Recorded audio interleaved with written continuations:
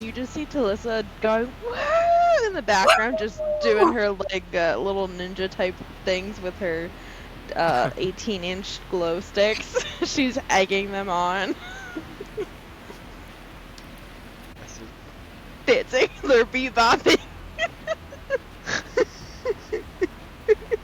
I'm going to grab snacks on the way over. Okay. Like, Oh, hell yeah. like snacks. Like taquitos? Yes, like taquitos and churros. Yes! Because I know she cannot live without churros, and if I bait her with churros... Are you gonna literally set up a trail of churros to get her out of the wall? That was one thought. I was also going to sit there and potentially grab a stick and have it dangling from behind you and in front of you and just continue to walk as you're trying to catch it. I don't know how well that's gonna work. Try. But So can I do a sleight of hand to see if I can create a contraption that would dangle a churro in front of her? I love how your first thought was not talk to her and say, hey, it's time to go home. It's, alright, we need to bait her. no, this is Talissa. Talissa's to the point of like past delirium, so she needs like trickery because there's no sense talking now. Be able to pick up on that she's like overtired. Roll an insight check, but this is your first time actually like full on hanging out with Talissa aside from dress shopping. But Cass specifically as courtier party girl, like she's in the party scene a lot and she knows a lot of so like can I get advantage?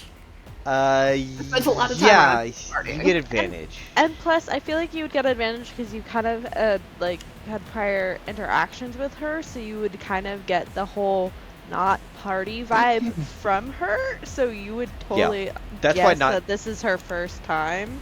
That's why she didn't get disadvantage. Yeah. I got a 22. Oh yeah, she Delulu. This homie is straight up Delulu. I think you need to sleep. But like, there's so much going on. I want to stay. Persuasion roll while trying to usher the group out. It's like a power nap. Like 10 minutes. 10 minutes, you'll be back up and running. I do it all the time, don't worry. She's not gonna wake up. Don't worry. I don't know if I know how to do a power nap. That is a 19. I never tried. Does that mean you just sleep really hard? Yeah, you sleep really hard for like 10 minutes, and you wake up and you're back on the party floor. Again, don't worry, it's gonna be a full 8 hours. She is conked. Talissa. But I normally sleep pretty hard, and regardless, and it's never short. So I don't how do you get power from a nap? I don't understand. It's called energy. And this whole time, Conrad is just successfully moving you guys towards those stairs.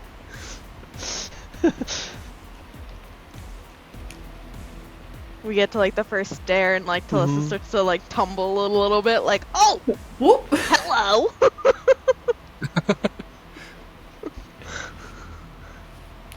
Yeah, she cannot go home alone. She is going to get mugged like 8 times before she gets 10 feet out the door.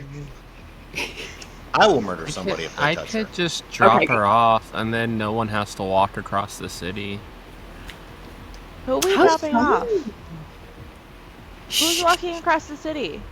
Nobody, don't worry. Think about the churro water. Think about the churro water. Is the music getting quieter? Do you guys... Nitz is gonna land like at the wall next to Talissa and just start drawing something in chalk on the other side of the wall. And then as I finish like drawing this, it's like a pretty pink circle that I draw. She's gonna go towards and as you lead into that, like as soon as the chalk connects, it like a black shadow appears in the circle, and I just kick you into it. What the? It feels like you've literally fallen through a lake. You're probably going to be wide awake when you land in your hotel room, but you will get there eventually. Churro water splashing all over her now. Okay. And she's trying to hold on to everything as she's just tumbling. Yeah, and you're still laying like face first in your bed. This is so nice. And Nyx, you follow suit, and you are in the hotel room with Talissa. Garnlow. You just watched through Yggdrasil. You just watched and saw Vaelith die. You knew that some guards were sent. You also saw an army of 10,000 attack those 5 people.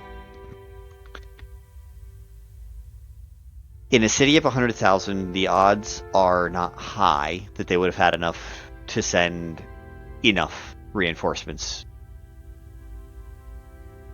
Anyway. Not as a town guard. Not as cops. Like, not as your typical beat. However, as all of these thoughts are running through your mind, and you look around and realize you're in the middle of this quarantine zone. The pale blue light just outside your hospital window.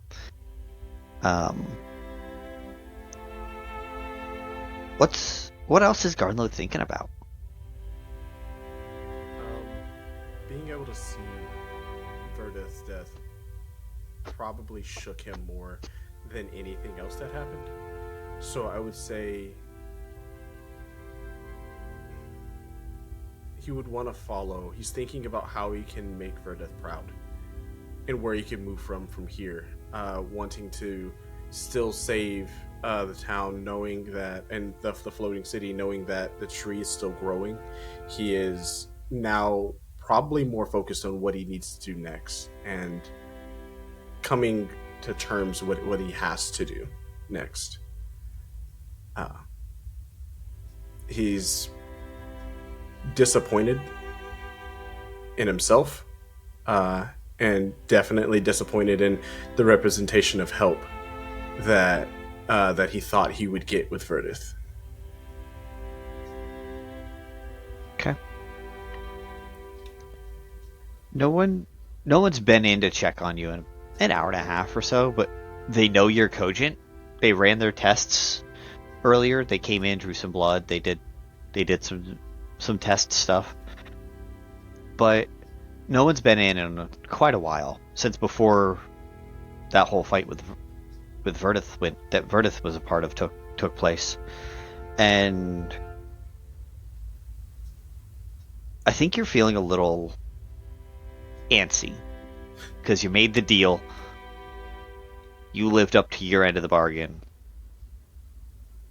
But they didn't adequately live up to the end of the bargain that you expected. And as Fae, you have the full rights to have expectations that are unwritten in your deals.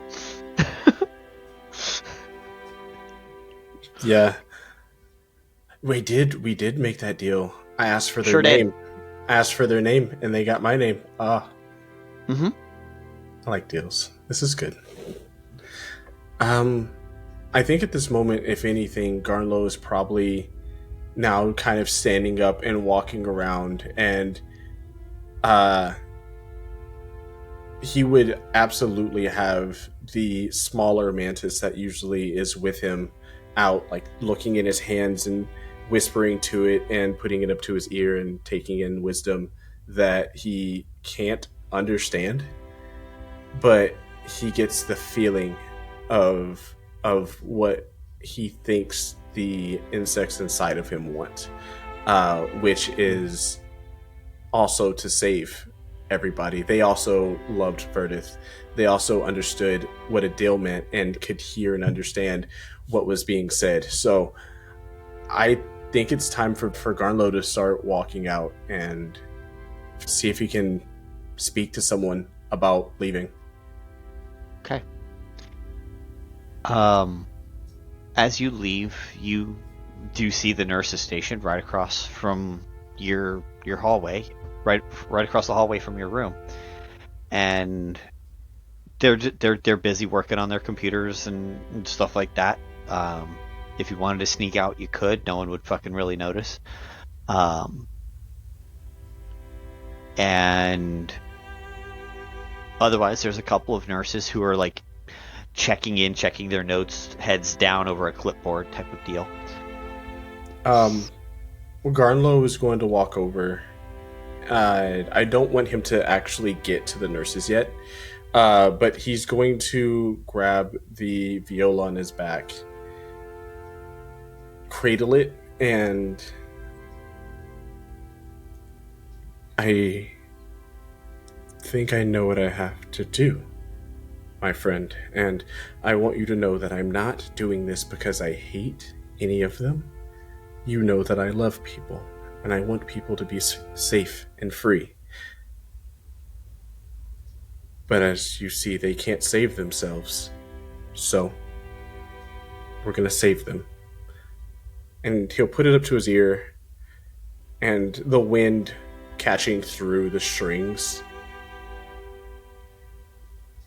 Yes, I can agree with that. And he'll put the viola on his back and walk over. And at first he'll ask, getting as close as he possibly can, within arm's reach, or if that's possible. Mm-hmm. Yeah. Do you have a way to get in contact with Viola?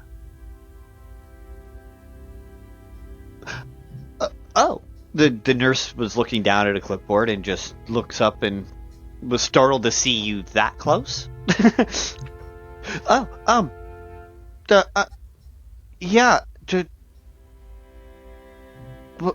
Reaches over the desk, grabs the phone, and we can just call her on this, and like half holds the phone in your general direction.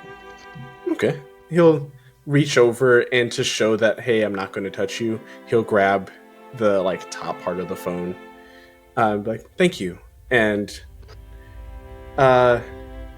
is there a way, like, did you dial? Is there like a thing that you need to do? I don't know how phones work. And just gingerly takes it back. Avoids the spots you've touched. Fair. And just does what they need to do to get into it, and just all you have to do is push the green button, and it'll dial now. All right, and he'll pull out like a handkerchief, and just like grab the phone through the handkerchief, which doesn't do anything because I'm sure I now infected the handkerchief, which now cross contamination. He just goes and puts it on his ear. Hi, it's great. I wanted to let you know that I have made a final decision, and I've decided that since you can't protect your people, I'll do it. Oh, sorry, we'll do it.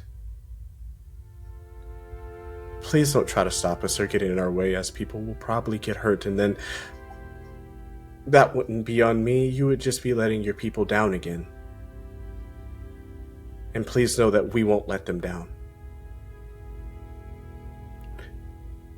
I want you to hear this.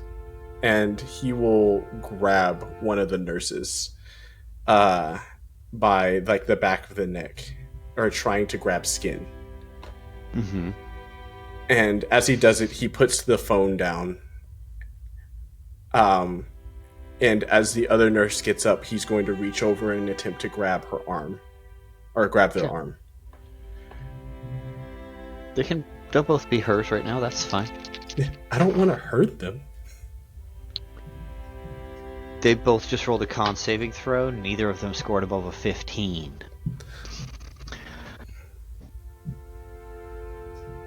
Where you touch, the one on the wrist who is going to grab the phone, and the other on the back of the neck, begin sprouting crystalline patches radiating from that one spot. And they're like, no, we don't want to be quarantined on level 4! And they just, after the words get out, head shifts back, head droops down, eyes look up at you, pale blue completely. There is no iris, there is no pupil, just pale blue. Their skin tone mutes down to this blue-gray. And they have these patches of crystals just growing out of them. In randomized locations. They still have their hair. They still have their nurses' uniforms on. But they're just...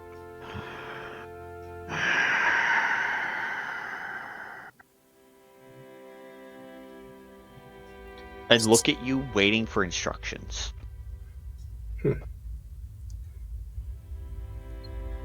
Spread this cure to everyone here. Free those that need to be freed. And help save everyone that's here. Once that's done, meet me in the city. The one who you grab the back of the neck is the one who's the more of the in charge of the two right now, and just opens their mouth, and you just see a pale blue tongue, glowing mouth.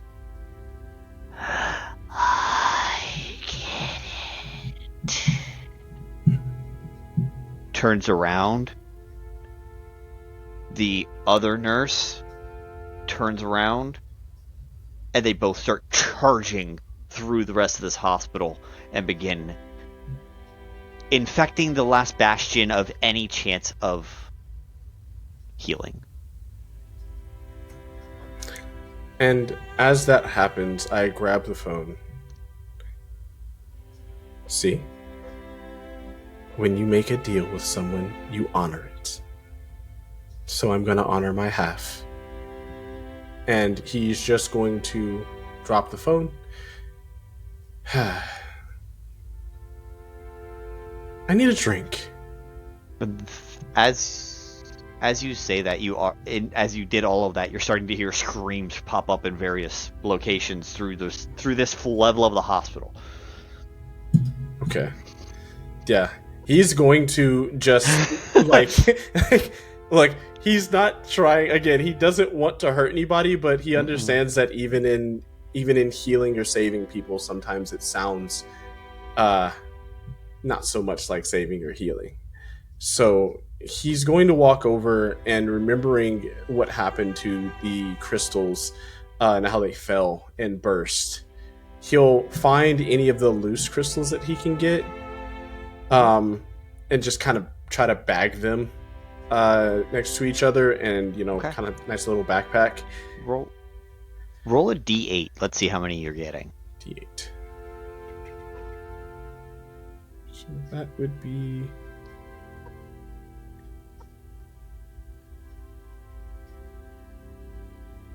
I got 5. 5? Okay. So you've got... That's exactly average on a d8. Yeah. So you got 5 of these ones that are ready to pop. Okay. Ready to spread this cure that you have found. Okay. And he's gonna look down at the sapphire buckler, or he's gonna look down at the sapphire buckler that he has, and he's going to take it out. And as he looks at it, he's gonna then reach over and grab one of the Arcano crystals, or smaller ones, about the same size as the sapphire. And looking into his right hand with the sapphire, he starts to think about Vaelith. He starts to think about Raphael. He starts to think about just his friends back home. He starts to think about Doug dudes and everybody else and all the people that he has made friends with. And then the scene of Verdith dying over and over and over again keeps pounding into his mind until he places the Arcana crystal where the sapphire used to be and drops the sapphire crystal and is going to start leaving, as he has work to do. Okay. How are you leaving? Just walking out the door? I'm walking out, but anybody I see, if I see someone, anyone I see that's not infected, I'm just going to cast Infestation. So, the slight problem is they got as she was turning, she did say quarantine outbreak on level 4. So, you get to a certain point and it is fully locked down. The doors are locked. Everything is impeding your movement beyond this level 4 of the hospital. They have locked down the 4th level, the 4th floor. Link, you're next to the cheese fondue.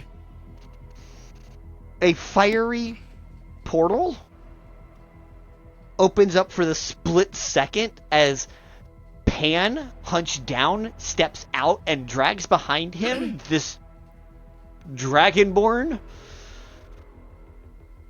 with like molten cracks down their skin.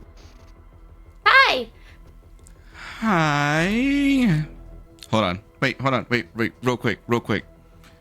Just so I have a picture, like the heat resonating from people. Yeah. So basically, Aransa's skin looks like their skin looks like cracked stone, and in the cracks is basically magma, and so they look like they're kind of glowing all over, and their scales look very stone-like, and their eyes are bright orange. You would see his Link just like takes like a skewer, and it has like a marshmallow on it, and feeling the heat is just gonna like slowly like turn his wrist from being facing to like his left to going straight, and then leaning over, and then getting as close as he can to like watch as the marshmallow starts to like boil a little bit and come back. I think Aransa goes, "Oh, do you need help with that?" Turns over, goes to fire at it, and I think it would go not great, and would hit probably the whole table in the process. Pants snaps and snuffs it out. Careful where you point that thing. Now I'm gonna go party. Link, you watch her. I mean, you said I mastered it. I'm a prodigy. But you just almost burned down the food table I had to restore. Wait, when did I become your babysitter? What? Oh, Hold on. He's gone and disappeared. He shrunk down and he's starting to party now.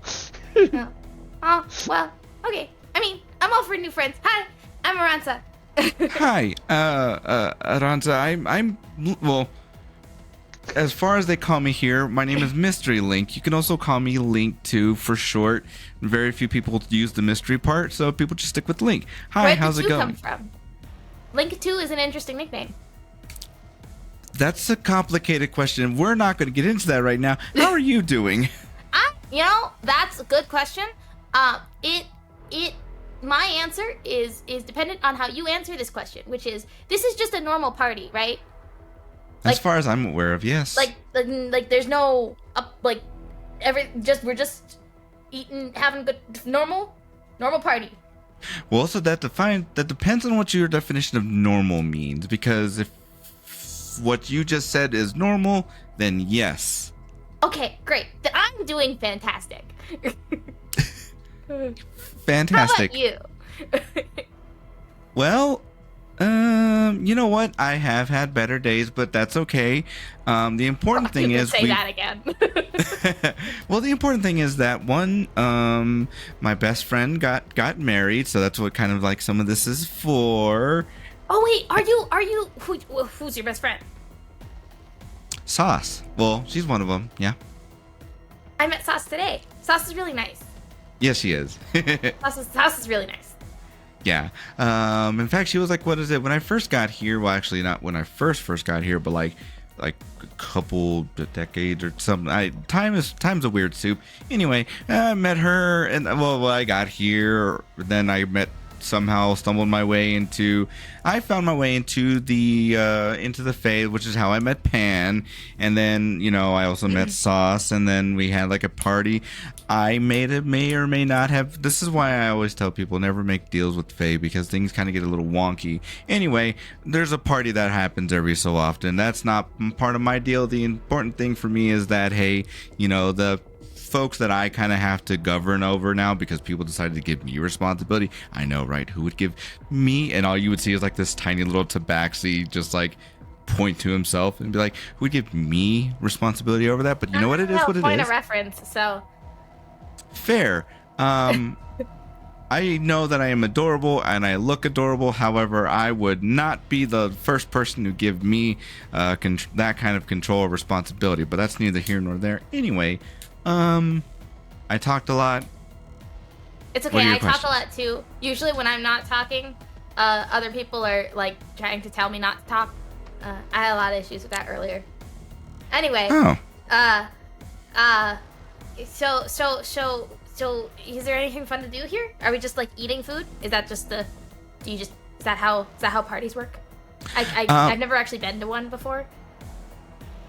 Well, so where I'm from, I don't get a lot of choices when it comes to the different kinds of foods. That's why I've not left. Well, partially one of the reasons why I haven't left here is because this place has amazing food. I'm not talking about like this place here, but I'm talking about like this universe, this world that has just such amazing food that I'm not accustomed to. So I haven't left yet because, well, I've made it my goal that I won't leave here until I've tasted all the good foods, and I only maybe like a tenth of the way through. I don't know. We'll see. I'm guessing. And well, this place has some good food. People are dancing. People are celebrating in their own kind of ways. So, if you want to hang out with me, I'm mostly just eating right now, and just kind of figuring things out. And I think at that moment, Aransa is hit with the realization that they haven't eaten anything since the French fries from right when they got here. You were handed that sandwich in the Feywild, whether you ate it or not. Did I have time to eat it though?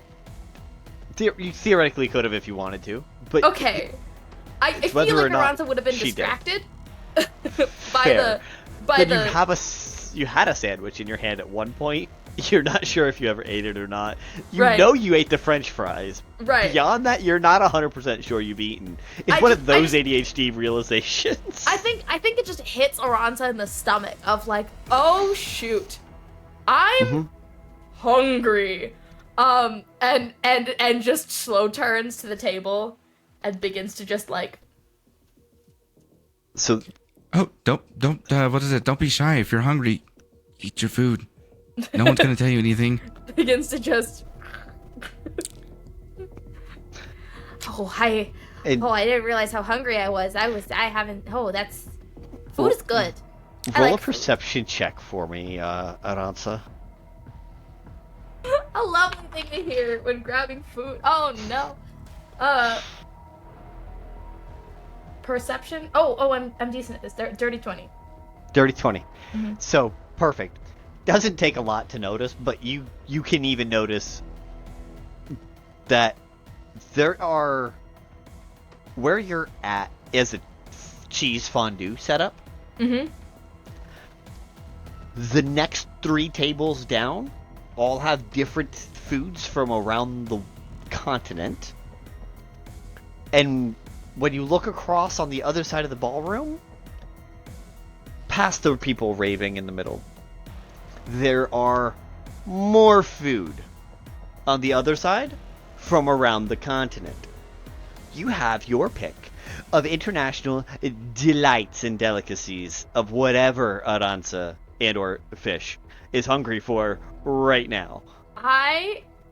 Fish is always hungry for mac and cheese. Aransa, I don't think has had enough variety of cuisine to have a preference. And literally it's just like, there are so many things. I must eat them all. And it's gonna just, like, like Link and Aransa are still talking. Aransa's just gonna slowly start shifting along the table, trying to hold this conversation, assuming that, like, whatever Link does, like, try to hold the conversation as they slowly move along the edge of the table, grabbing a sequence of things. No, I think that as Link catches on to Aransa continuing like to grab the food, he's not even going to bother. It's just like, okay, look, this is the vibe right now. We're doing this. We're eating together. Pan told me to keep an eye on you, but really we're just going to become best friends at this point and just go. I need a new best friend. That is a thing I need right now. I mean, I don't know if Pan wants you to go anywhere, but you can just hang out with me as long as you want to. I promise. I don't I don't mind the company, and I promise I won't tell you not to talk. You can talk as much as you want. Nice. You're so nice. I'm gonna tell Pan that I like you because I like you. You seem like a wonderful. You know what? You're my new best friend. You're my new best friend. We're best friends now. All right. Awesome. Meeting you guys coming up the other end of this same table, the same side of tables, so, is Vulcan and Conrad. They started down at the Mexican, the Hispanic-styled foods, and the tacos, and the churros, and the burritos, and all of that, and margaritas, and working their way back up this wall. I would like to roll a perception check as Go to for whether it. or not Aransa puts 2 and 2 together that Conrad is the same Conrad from earlier. Absolutely go for Because I don't think that will end well. it. Who knows? Okay. 17. I feel like it's high enough to connect the dots.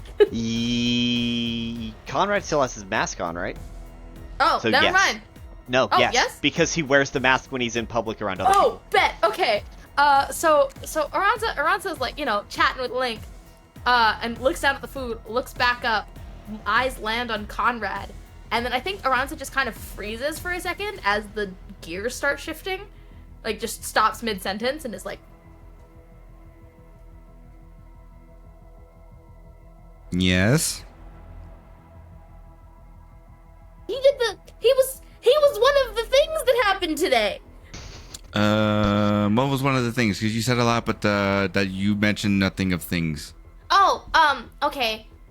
Well, there was a boom, and then I turned into a dragon. Okay. And then I got teleported away, but the was him. Okay, so you turned into dragon, but then when No, the happened first. oh, the happened first, and then you turned into dragon. Yeah. How was it as a dragon? It's fine. I mean, it was kind of scary. I got teleported away, and then I had to like. And then my best friend turned into, and my best friend got all bad and evil. I think. Oh. I'm not super sure. And then I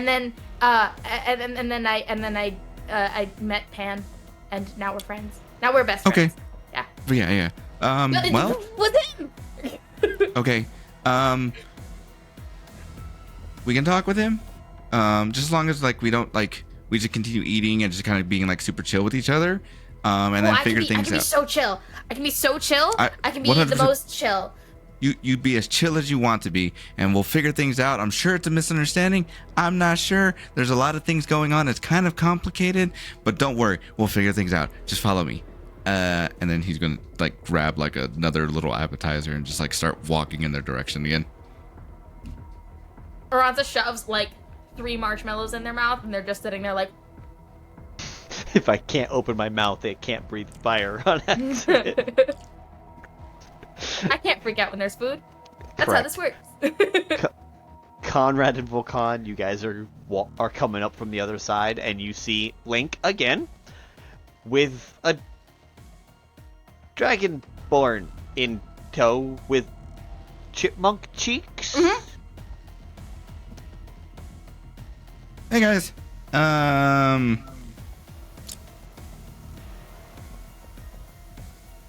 Sorry. Things kind of pop. Going in and out. Anyway, Conrad, my new friend here, my new best friend here, Aransa said that something happened earlier today with you guys, and you guys went, and then she turned dragon. So I don't know what all that means. So maybe you can give me a little bit of understanding. Aransa's like freaking dagger eyes above the freaking chipmunk cheeks. Just. As much as I would wish to give you clarity, I have no idea what they are talking about. Oh. Is there any other information you can give me? Like, where was I at?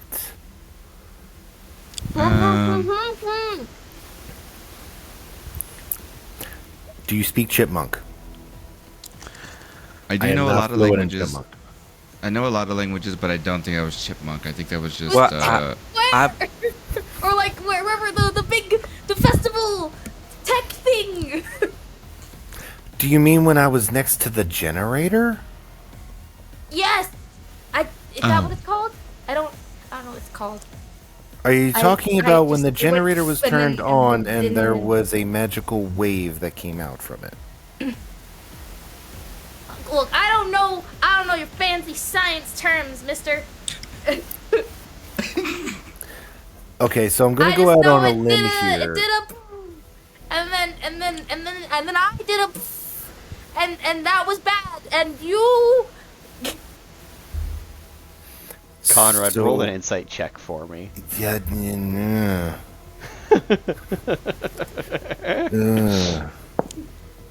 Aransa's going through it right now, actually. Yeah. Sounds like it. Good news, calm emotion is still active on you. Okay. So this is the fully calm, fully controlled. Got an 18. I love that so much. Okay.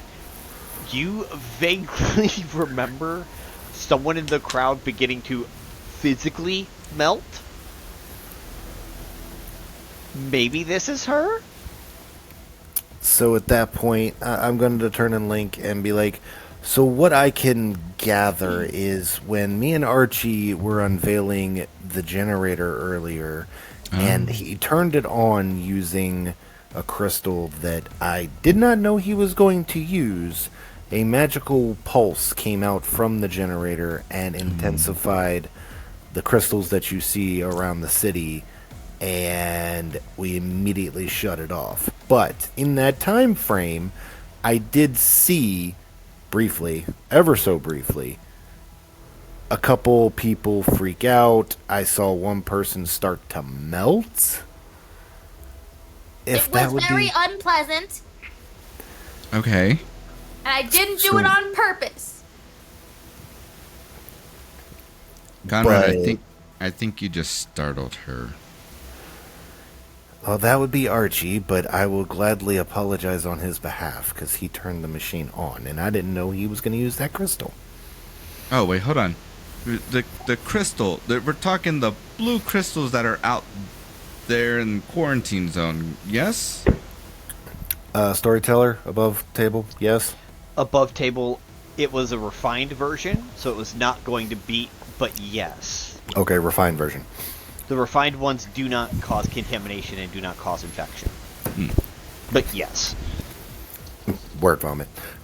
Yes, we apparently were using a refined version of those crystals. That seems to be a safe variant. But again, I didn't know he was going to throw that in there. I thought we were going to use any other item. Magic crystal, like a regular one, not...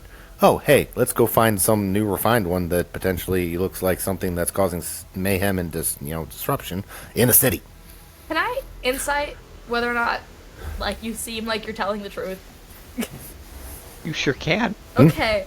Because Aransa's sus. All this is sus. 21? Yeah, he's straight telling the truth. Okay, alright. He did not know beforehand that Archie was going to use a refined crystal. Aransa visibly, on hackles, unraises their hackles, and it kind of goes, oh. I guess I should. Sorry, I tried to. You know, it was a whole event. It sounds like you were tricked too. So you know. He did not. Archie likes to do things by flying by the seat of his hat, and he will throw surprises in that catch me off guard. But I will apologize for any startlement or trouble it caused. Thanks. Aransa's gonna lean over to Link and go, how do you, what part of the seat is the hat on? I think it's a metaphor. Mm-hmm. I don't do good with those. Pan had a really good one earlier. I don't remember it though. That's okay. But yeah, so new bestie wanted to saw you. I was we figured things out. Absolutely. Go from there. More food? Yes. Oh yeah. Food. Yes. Sweets and meats. Let's go. Aransa goes to face. And meats. Sweets and goes, meats. I'm Aransa, by the way. Hey, nice to meet you. I'm Vulcan. Let's get some grub. Oh, put her there. Cool. As everybody starts eating. And you guys continue eating for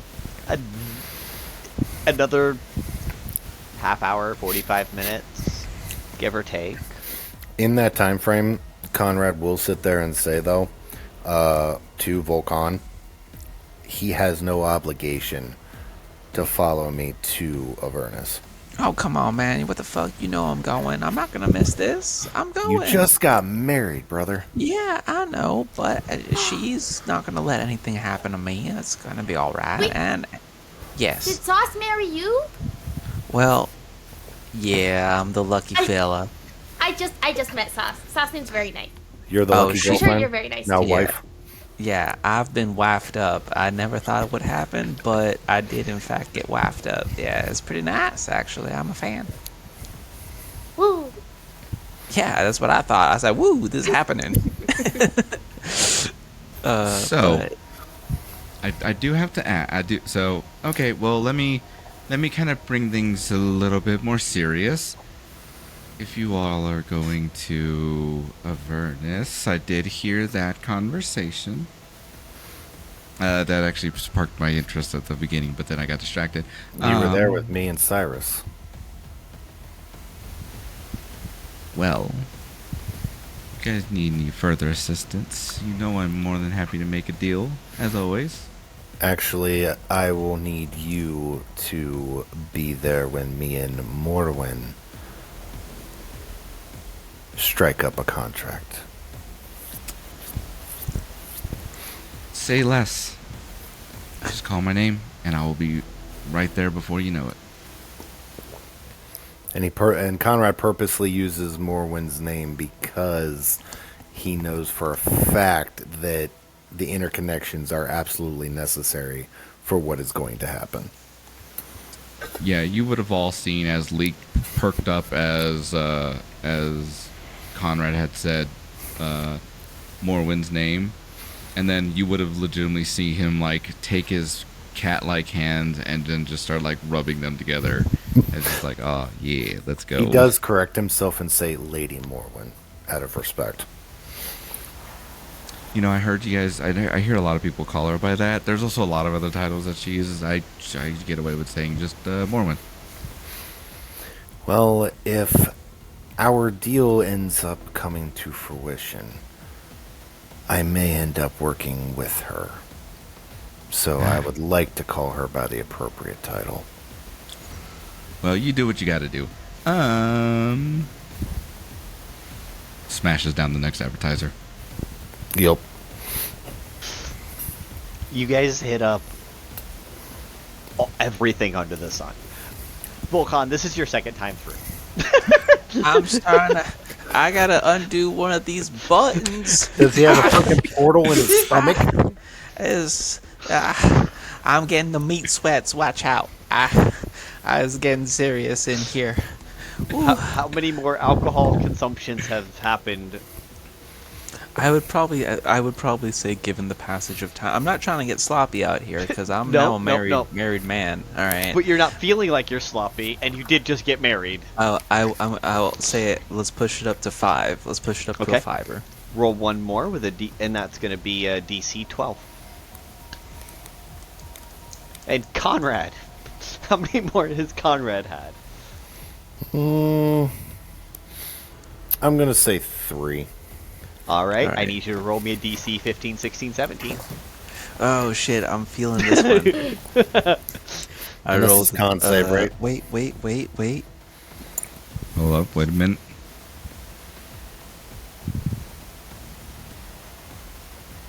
It's a DC 12. Yeah, but I rolled a 7 and a 1 with advantage. Oh no. I know. Too bad you don't have that imbue luck you could have used. I know. I do think I'm getting turned up in this bitch. I don't think there's anything. I do think I'm getting criggity crunk. I don't think I've got it. Riggedy wrecked, y'all. Yeah. Aransa, on the other hand, has been keeping a very close eye on their mug and has been sipping hot chocolate that seems to be boiling now. Like, just every time they pick up the mug, it's just boiling. Yeah. So Vulcan, you failed? I did. I have nothing on this one here. You are you have disadvantage on all on mental saves, on mental rolls for the next 3 hours. Oh Jesus fuck. Okay. All right. So until basically call it 5 o'clock. My gosh. All right. Till 5 a.m. you have disadvantage on all mental rolls. Gross. Okay, don't love that. Don't love that. I'm sure that won't be a problem later. Not at all. Conrad, how'd your 3 go? 15, 16, 17. I rolled and this is on the die, 11, 15, and 19, all plus 6. So that turns out to be a 17, a 16 21. was the lowest. Yeah, a 21, and then a 25. Bro, you are like 8 drinks in. I'm trying to fail. I want to see what happens. I can't help it. I have a plus 6. You know, and Jaden's nowhere nearby to give you the additional boost there, Vulcan. I'm so sorry. I know. I can fix it, but I would have to use one of Jaden's spell slots. You can do that. But I have no reason to do that right now. That's fair. I have no reason to do it. Link, have you been drinking alcohol? Nope. At the most, he would have been drinking some hot chalky. Okay, cool. So, Best friends. Aransa and Link just hot chocolate. I love this. We're about to get some really bad Vulcan decision-making process. We'll see. All right. I love it. I absolutely love it. We're going to pause right here, though. Okay. As you guys are enjoying your evening. Okay. So everyone on the 4th floor is pretty much, I would say infected, but everyone that immediately would have been around is probably infected by now. Okay. Are these locks, or is it magically locked? They are probably magically locked. Or at least they have a magical component to them. Okay. If I have to, I'll do this. I would like to get, especially the infected ones that are near me, or at least closest to me. I'm going to ask them to get in a single file line behind me. Okay. And I'm going to cast Etherealness. And I will do it, and it says that it can be cast up to myself and 6 others. So I would like to cast that, and I only have the higher level spells, so 7 others. So if I can get myself and 7 others behind me and just walk them through the doors. Okay. Easy. And as soon as we're on the other side, I'll keep walking until I notice that we're around people, and then I'm just dropping. I'll drop the spell. Because you can only see 60 feet, so it's perfect. Mm-hmm. All right, you take off that spell slot. You go down to the first floor.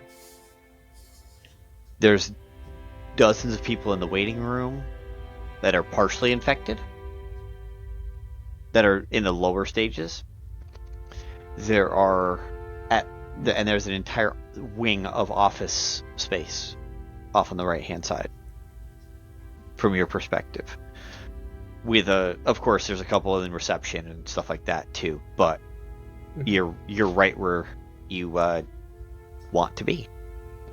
And I'll just look back and say, give the cure to everyone here and work your way back up. And then I will proceed to try to leave. And they just start running after and tackling all these other individuals. Nice. And they even begin, one or two of them even run towards the other infected to accelerate their infections to full infectious. Oh, wow. I like these guys. They're really go-getters. All right. You just saw that you are a catalyst for change and evolution within them. You're something different than what they are. The ones that they touch, they don't have... Do they also have that intelligence with them also, or do they just fall directly in line? Once in a while you'll get a leader type, but otherwise it's usually not. Okay.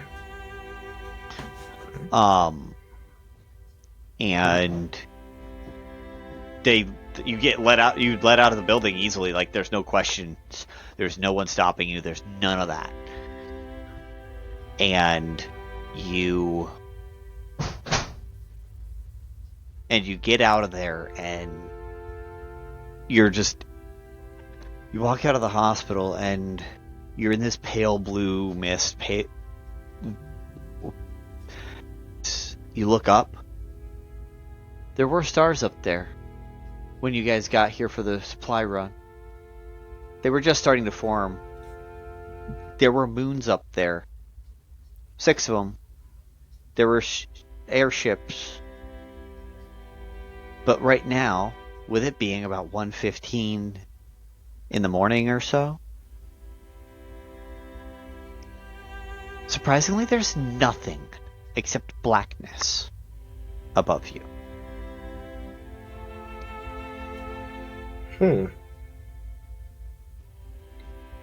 That doesn't sound right.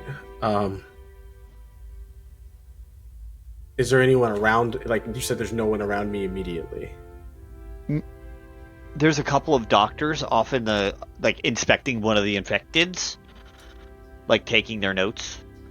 But otherwise, there's other infecteds nearby, but that's about it.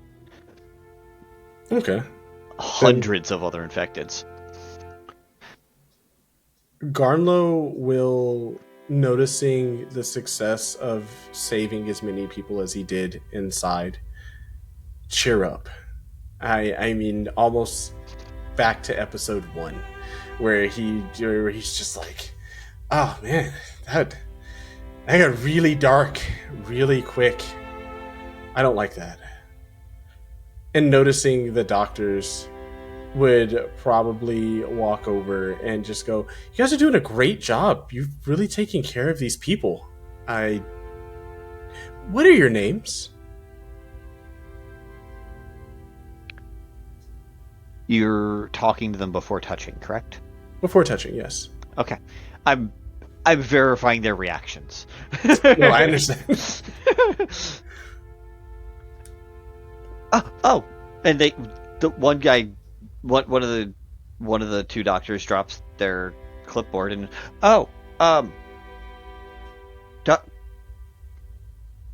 Dr. Frederick and This is my assistant, Dr. Voltzberg. Voltzberg? Frederick. It's great to meet you both. You know,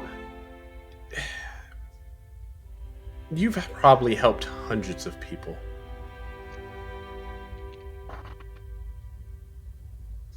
Mm-hmm. Probably. Who is did it without killing them this time? Killing them this time? So you've had to kill them before?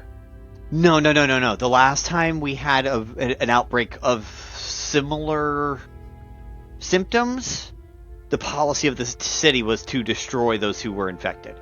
We are trying a new way this time. We as in the scientific community, not as in me, myself. Do you believe that you should have killed them? Or do you think this is the better way? This is absolutely the better way. Okay. There's got to be an actual way to cure them out here. You know, I've kind of come up with a cure myself. Oh, really? Yeah. Voltzberg has run away. That's fair. Frederick is the only one still here right now. Voltzberg's run away. He realized that you were glowing. He realized what you were, and that you were the one who was conscious in the hospital. This other guy, he's been out on the field. He didn't get the memo. Can I see Voltzberg from where I'm at? Roll a perception check. Let's see. That, I got a +8 in, is a 24. Yep. I'm not touching him, like his skin. I'm going to touch his, like, a jacket. And, like, I'm going to grip the jacket and lift up to show, like, hey, I'm not trying to infect you. Yeah. And I'm going to say, like, out loud, like, I'm not trying to infect you. Come with me, please. Okay. Dimension door. And I'm going to do it right in front of where Voltzberg is running to. Like, I'm going to appear right in front of him. You're going to lead the target and boom. Mm-hmm. Got it. So yeah, I'm just going to appear. We're going to appear in front, and I'm going to place a hand out. Like, if you keep running, you're going to run into it, so stop. Type. Okay. So he's coming through the door willingly. Yeah. Dr. Okay. Frederick is. Okay, cool. However, Voltzberg rolled a 9 on his perception to realize you were there. He was running for the guards at the bridge to let them know that you were out of quarantine and that you were out of the hospital. Oh no. And he just runs into your hand. How tall is Garnlow? It's about 5'9". Yeah, so this is a half dwarf.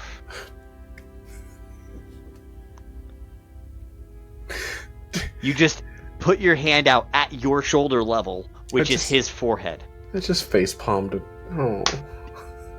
Uh-huh. Look, and I didn't try to do it this time. Here's the thing. You see the patch. You feel the energies go from you. But you can tell he's not infected. Huh. His body withstood it. I'm going to push back and, like, pull my hand back and let go of the doctor and say, hey, look, I want you to know that I'm not here. I'm not here to hurt you. I need you to take a deep breath. Look, what I want are people to help.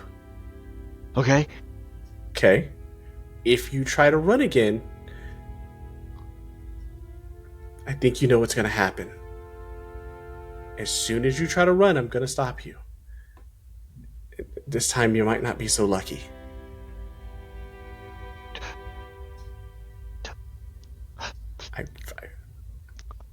I feel like you're going to run, and I need you to calm down, because if I keep getting antsy, I'm going to end that right now. I can't have someone stopping us. The doctor, Dr. Friedrich, is like, just casts calm emotions Okay. over Voltsberg. That'll help. He's prone to panic attacks. He was chosen due to durability, not due to composure in a crisis. Okay, that is great. I really want you to understand that what's going to happen here in the future is all for the sake of saving. And even if for some reason... That's all we're doing here. We may not agree with how we have to go about doing this. So I need you to know that what I am doing may look like it goes against what you're doing, but I think you're stopping the saving from happening. Or at least you're taking care of the ones that have been saved, and I am passing the cure on to others. So, what I would like for you to do is to stay where you were and continue taking care of those that are hurt from this cure until I can get some of the ones that were inside out to help escalate that cure. I have somewhere to be, and I don't think I can go through and help everyone at the same time. I do want them to be healthy and happy. Well, we're trying to hold the fort down here anyway, so it sounds like we're in alignment mostly. You just... I would hide your lesions. Do you have like maybe a jacket or something along those lines? I can do most of it, but sometimes I'm gonna have to get rid of, and he's gonna cast Disguise Self. And, just like, I can block all of this, but eventually this is going to fade.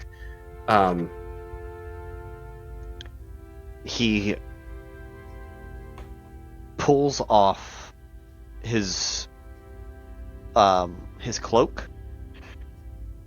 It's just a white cloak with white with white fur lining, and just puts it over your shoulders. It'll also help keep you warm. It tends to get windy up here, especially in the middle of December. The chills can get quite bad in the middle of the night.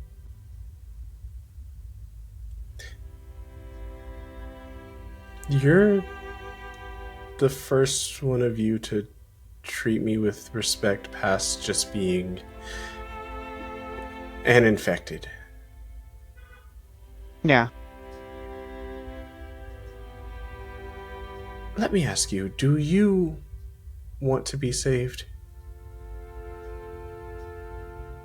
No, I want to remain how I am so I can do the best I can with a clear mind.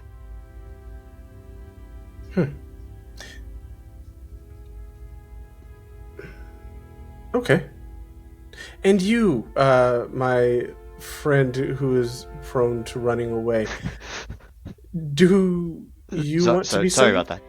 Oh, you're fine. I would run too. I'm just here to help, Dr. Friedrich. So I'm going to guess you would need to be clear of mind also. Dr. Friedrich's like, yeah, no, I need him the way he is. Understood. Okay. Well, you two.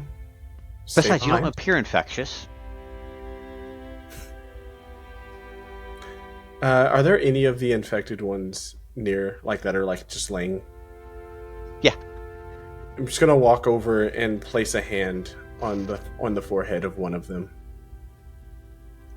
So the one you placed the forehead on was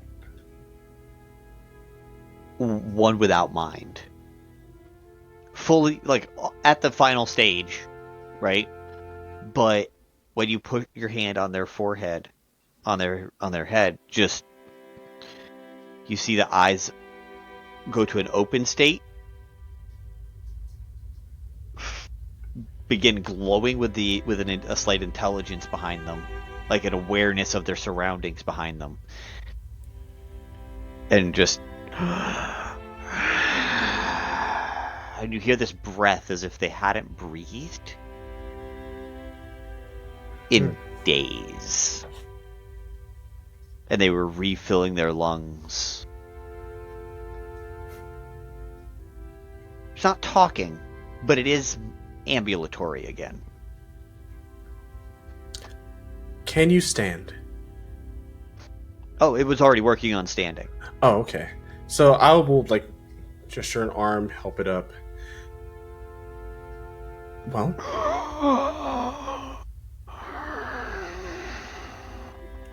Do you understand me?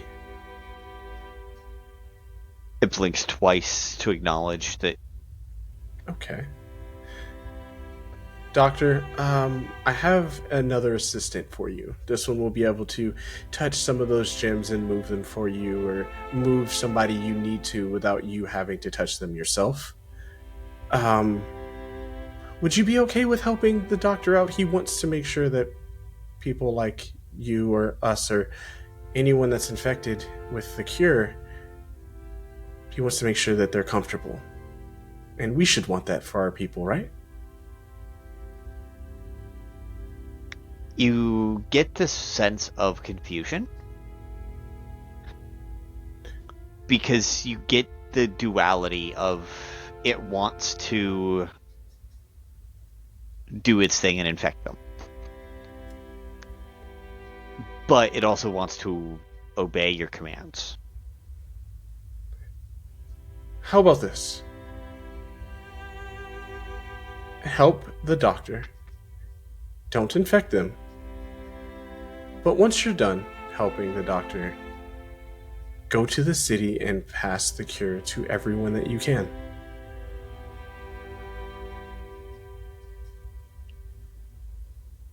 And just you get this grin as it opens its mouth, and pale blue saliva begins to just drip out the sides of its mouth as it's drooling at the thought of helping others. Great. Look, don't do it with the evil look, though. Like, you could be happy when you know what? Be your own you. Okay. Don't infect them, though. Leave them alone. And the ones inside, if you could help with getting them to know to leave them alone. But once they all get outside, you are all free to just go about the city and bring everyone to our side. But please help the doctor first. And he'll look back at the doctor, and I may not be what you would consider infectious, but you could say that I'm helping. It appears you are, in a way.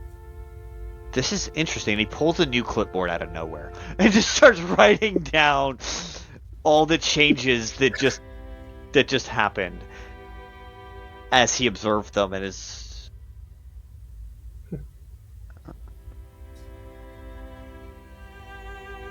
now he begins to ask you questions as you're walking away.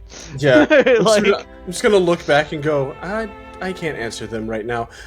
Whenever I get back, I'm free to answer any questions that you may have. But, do the taking care of and things.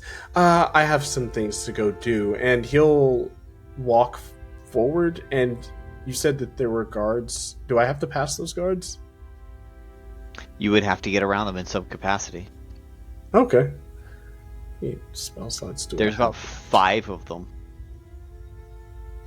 Okay. Including a very large warforged right in the middle of the bridge. That's gonna be... I have... In the middle of the warforged, you see a bright blue arcano crystal. Ah.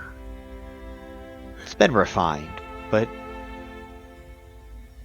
it's there. I have spell slots. You can treat me.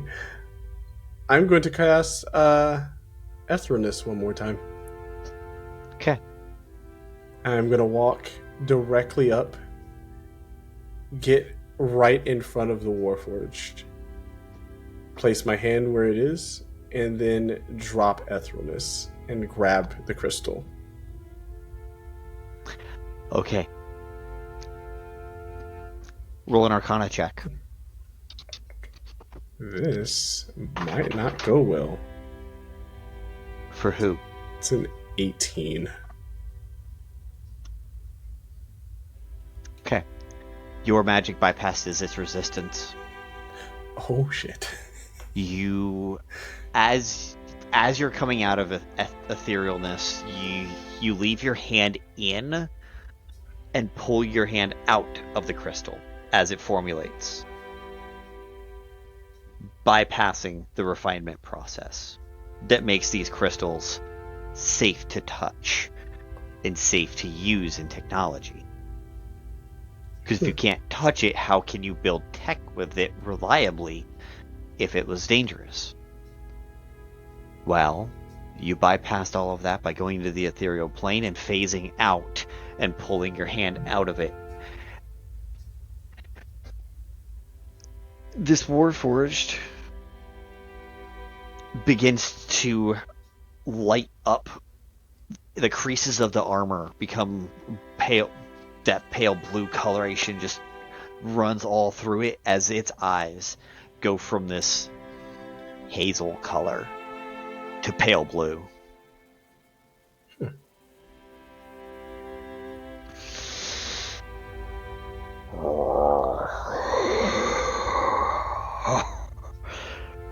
Picks up a person by the head on one side, because this is a huge size Warforged.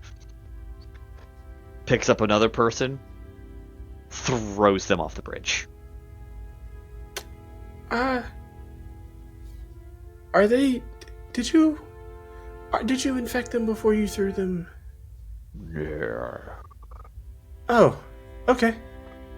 And the top half of him spins around, picks up the other two humanoids, throws them off the bridge. Okay. Well, Bridgeway secure.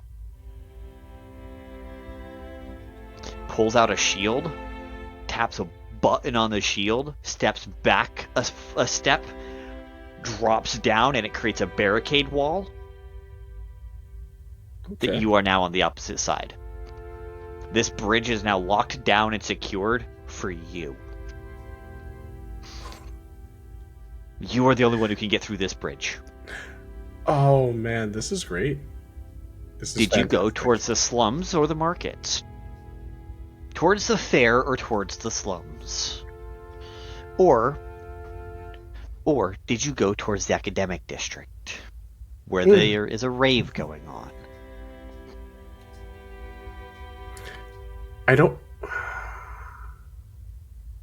Actually, I want to go to this. I want to go to the slums. Okay. So it is the bridge between the cleric district and the slums that is now fully locked down. Only you or others like you can get through. I like this. This is good.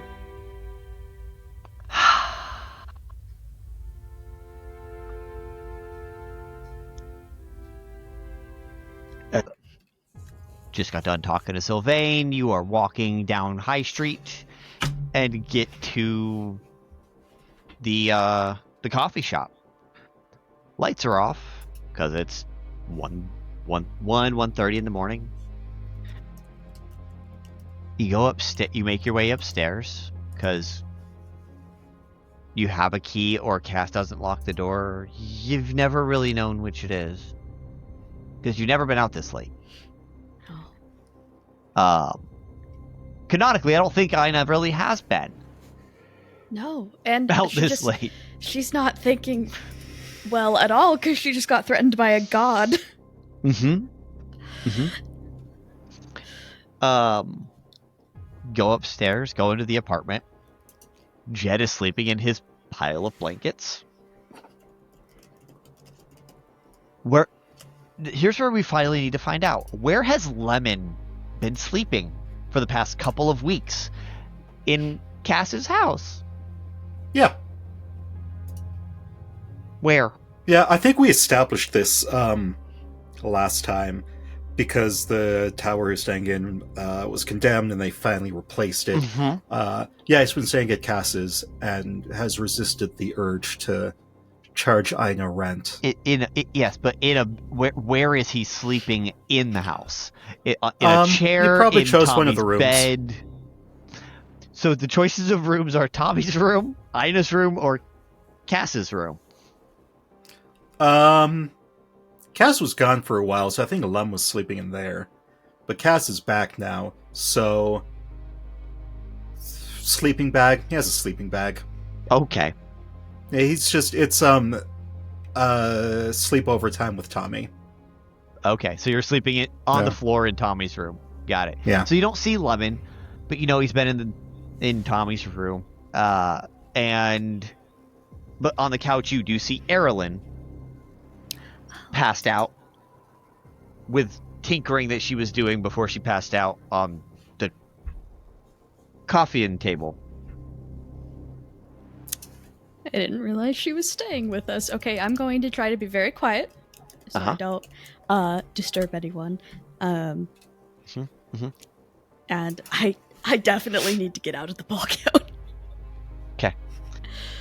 You go make your way back to your room. You get out of the ball gown. Get into your bedclothes. You lay down. What are Aina's thoughts before she drifts off to sleep? Aina's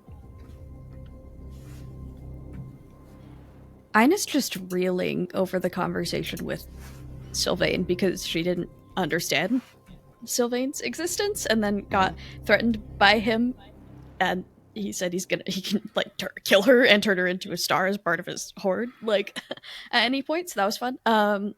So I don't think she's in a great headspace right now. And also she got taken to the sky. So she's just like,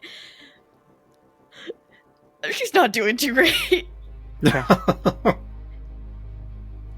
Define horror. Okay, so I need, as the clock 1:58, 1:59, I need perception checks from Aina and Lemon with disadvantage. Because Lemon is asleep. I have disadvantage because I am exhausted. Well, Lemon's also has disadvantage because he has disadvantage on everything. But that's a different story. Yeah. Don't worry, guys. We're off to a great start. 10. We're 18. Double digits. 18 with disadvantage. Yeah. Nice. I have a +9. Nice. Okay. So, Lemon, you hear up in the top part of the city, up in the main part of the city, not the slums, you hear a series of explosions happen concurrently, and it startles you awake. Or was it the shadow looming above you that smacked you in the face?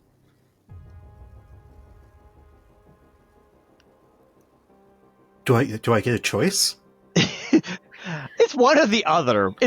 You hear the explosions, but the shadow smacks you in the face. You can't tell which one woke you up. Okay, yeah. And then the shadow merges back into your shadow. He swears in Druidic. And you hear Aelothin out in the living room fall off the couch in a big clatter of her equipment. What the hell was that? I don't have the answer. I don't know why you're asking me.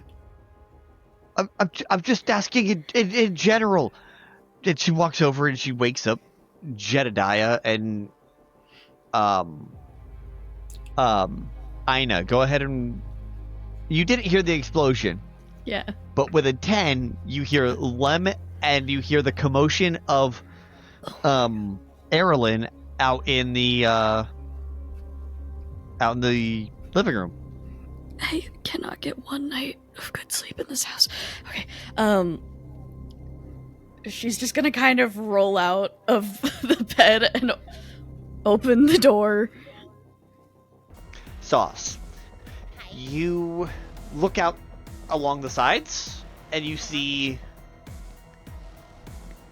in between a couple of columns on the left-hand side, right next to like this meat table,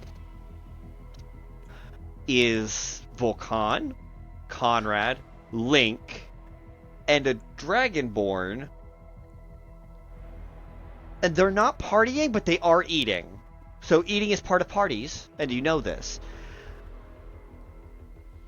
Are you doing anything as you are tippy-tappy running over Absolutely. to Sauce to is Vulcan? going to full-blown, sprint and just tackle Vulcan. I imagine it's, very cartoon. He puts a bite of food into his mouth. The bite of food stays mid-air as Sauce just tackles him out of frame and is like, "Hi, what you been doing?" Oh, hey, beautiful. You Hi. found me. I missed I did. It took so long. It took way too long. It was so long. It was a whole hour, and that's a whole hour too long. But that's okay because it's hi. But you found me. You're always fine. No, it's okay. I like it when you stroke my hair. It's all right. You can. It's the vision, the vision swimming. She's like, I missed you so much. I imagine she tries to head nuzzle you and recognizes she has horns, so tries to do so softly, and then sees all the other people. But I think Mystery Lake. Hey, Sauce. I think. Hi, did you meet my best friend? Oh yeah. My best friend. Yeah, no. And she's still just on top of you, on the floor. I think it's one of those things where he's got her his arms around her waist, but I think they've probably developed headbutting, instead of Eskimo kisses, kind of like little goats butting heads for affection. She'll always headbutt you as a little sign of affection and give you a little. Oh, it's so cute. Oh my god. Okay. Damn right. And I go, oh yeah, I was just getting acquainted with Mr. Link and check it out. And he's gonna pull the bonk stick of unconscious friendship, and Vulcan's been using it to get signatures like people do on portraits at weddings. So Link has signed the stick, Conrad has signed the stick, and Aransa, you want to sign the wedding stick? I'd love to. That's so nice of you to ask. Yeah, I'd love to. Please do. And he'll hand it over, and so we've been getting acquainted. Also, Conrad gifted me a new magical tat. Looks pretty sweet, and there's a new tattoo on Vulcan's shoulder. What's the bonk stick made of? Straps of obvious glitter, straps of wood, and corded rope. Violence. Okay. On one of the bits of wood, Aransa's hand glows right and stretches out into this giant claw shape, and they start carving their little name with this giant claw into the piece of wood, and then shrinks it back. I can do that now. There you go. Ooh, storyteller, this should be an evolving weapon with the amount of friendship signatures we get. We should get a certain amount of friendships. It's gonna be like a Kickstarter or Patreon. It's gonna be tight. Let's start a fucking cult. Let's go. I have the power. It's the stick of friendship.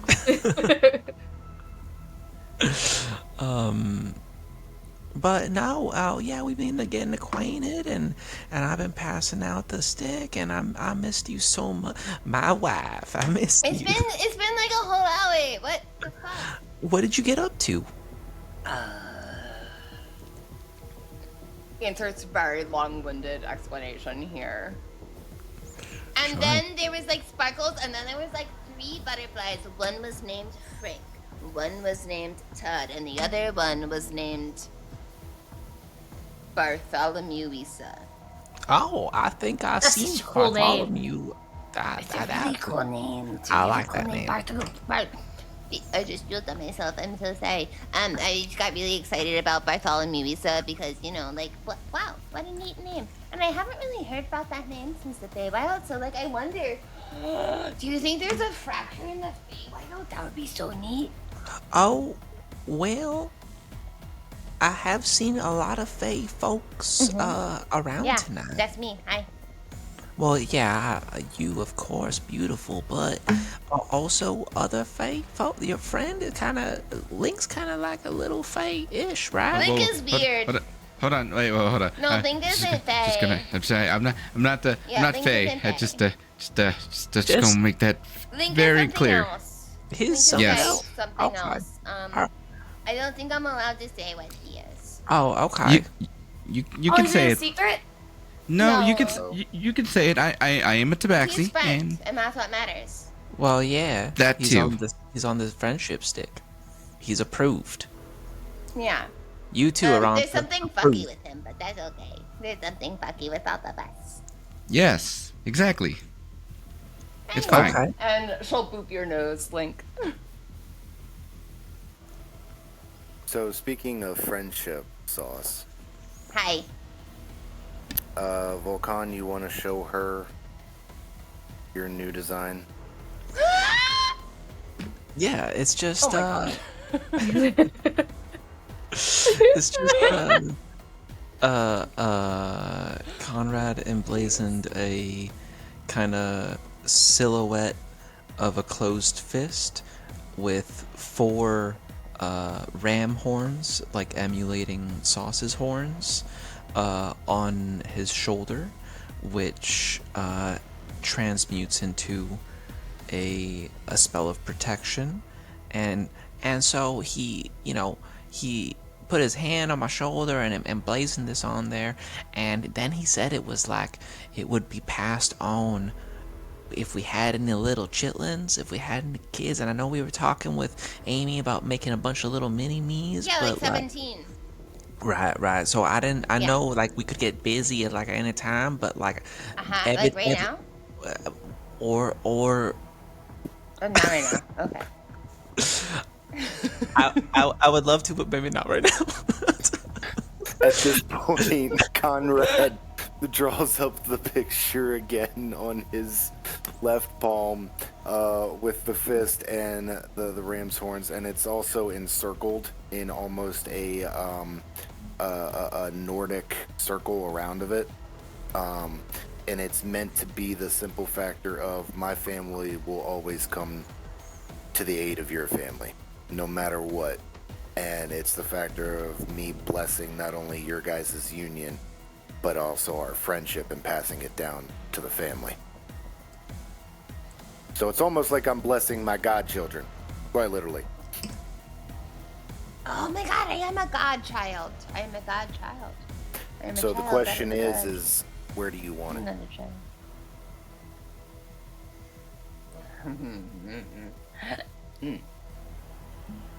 Examines entire body. It can only be some place that I'm allowed to touch, not some place Vulcan's allowed to touch. Hey, no, the whole cool thing about our relationship is anyone's allowed to touch anywhere as long as that person consents to it, okay? Yeah. Right. I'm his, he's mine, likely. Yeah, it's fine. Where do you want your rune, Sauce? Because it's only going to work with both of you having it. Vulcan, where did you get it? Did you? No bite, thank you. Where did you get it? Left shoulder. He put it on my left shoulder. Then that is also where I will get it.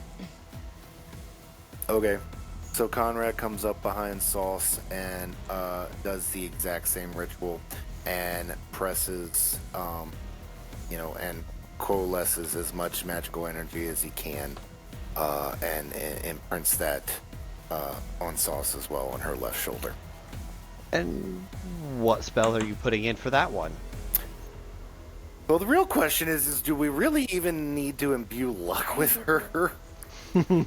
Yes. Sure. Yes, A lucky because, sauce sounds amazing. Because there was the choice between blur and imbue luck. Were the two. She already moves so fast that people can't see her. I even took if blur. They don't. I took blur. If you take imbue luck, maybe the babies will get both. Yeah. The kids have 50-50. Yeah, I was gonna exactly. say, or both even, if Don't they're luck. especially gifted. And like also luck works so well with her very well. Okay. She should not succeed on half the shit she fucking pulls, and that is No. perfect for her. So as Conrad, you are touching Sauce's left shoulder and imbuing this spell in. Burn that spell slot.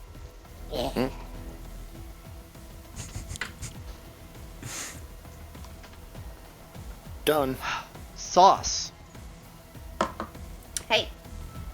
There are no more long rests. So any abilities, anything you've used in the last since the last long rest are going to matter. Also, how many alcohols has Sauce consumed? Oh, at this point, I mean, this is her wedding night. I'm at 5. I'm buzzed for sure. I imagine sauces are on the same, but like maybe add 1 or 2 because she's very tall. Okay. What is your con modifier? My con, yeah, +3. So you said you were at 7? Because he had 5, you said another 1 or 2 more than what Vulcan had? Yeah. You want 6 or 7? Let's do 6 because I like 666. Okay, perfect. So I need you to roll for me 3 Constitution saving throws. The first one is an 11, second 12, third is 13. Let's see how drunk Sauce already is or not. First one is an 18. Okay.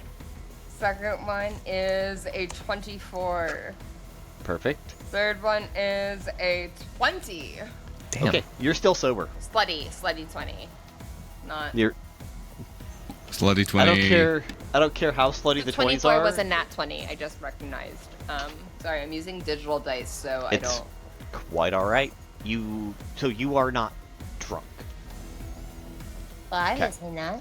So the next one that you drink will require a DC 14.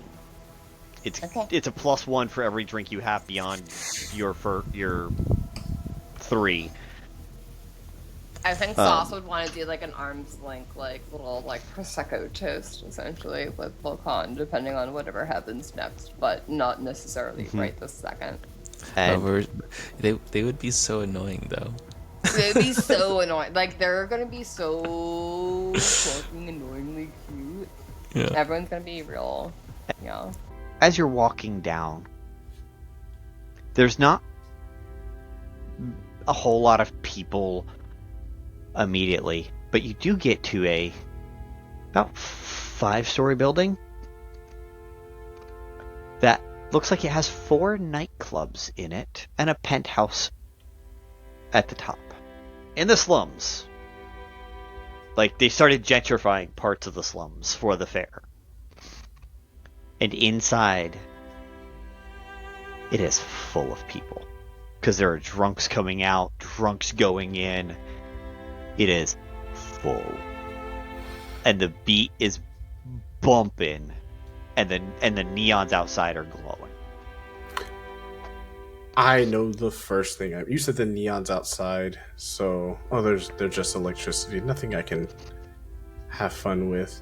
I know exactly what I'm gonna do. I'm gonna walk in, and as I walk in, I'm like dancing and like trying to slide my way through to get past people, touching shoulders and hands, just kind of touching people as I go in. When I make it, I would say kind of to the first floor. Is there a bouncer like anywhere in between? On the first night of the fair, there is a bouncer, but it's more of not like keeping people out, keeping people in. It's more of a, if fights break out, they are here to help make sure that they don't get deadly. Okay. So they're only going to be important if blades get drawn. Okay. Then I want to go up to one of the bouncers, just somebody who's a bit bigger, and just be like, "Hey, wanted to ask you if there was like a fight happening outside. What should I do? Should I come get you, or should I just handle it myself? I just don't want anybody to get hurt." You did run into a bouncer. I rolled a nat 20 on determining whether it was a bouncer or just a really big drunk person. Either would have worked for this. That's good though. Either would have. But this guy with a biker's jacket on, full length, fucking mohawk orc, turns around, jacked to the nines, 6.5 foot tall. Well, is there a fucking fight going on? Do I gotta stop some shit? With blades drawn? It didn't look like blades were drawn yet, but I feel like there might be soon. Oh man, you are muscular, and I'm just going to poke his arm. Good news, he had sleeves on his jacket. Mm-hmm. Oh no, I know. I work out about 5 times a day. 5 times? Yeah. How strong do you think you are, handshake wise? Think you could squeeze my hand harder than I can squeeze yours? Probably. Want to give it a shot? Hell yeah. Yep. Goes straight in and grabs your hand. And he rolls a 25 on his athletics check. Okay, yeah, my arm's broken. Because I have a disadvantage. And I need you to know that I rolled a 6. Yeah, there was no way I was beating this guy. Yeah, well, he didn't have gloves on. Oh, he did so well, though. He did. And he rolled a 4 on his Constitution saving throw. Instantly, there's got to be an easier way than that. And you see from where your hand grabbed hit is just crystalline lesions take over his whole arm. You can tell this. You can't see it. You can see the hand, and then it go up and under the sleeve, and then you see it vein up through his neck and begin to take over his face. Quick, go close the doors now. Go. Turns around and just blocks the doors. Great. Well, let's start with some fun. And I'm going to grab one of the crystals and just chuck it into the crowd of people that are dancing. Okay. For fun, I am rolling. You know what? This is a crowded nightclub. It's the first night. I'm rolling 2 percentiles. Like the double-digit D10 percentiles. Okay. And they're being added together. Oh. Oh my god, that's a 100 and a 20. It was a 00 and a 20. That's a 10. That's a 100 and a 20.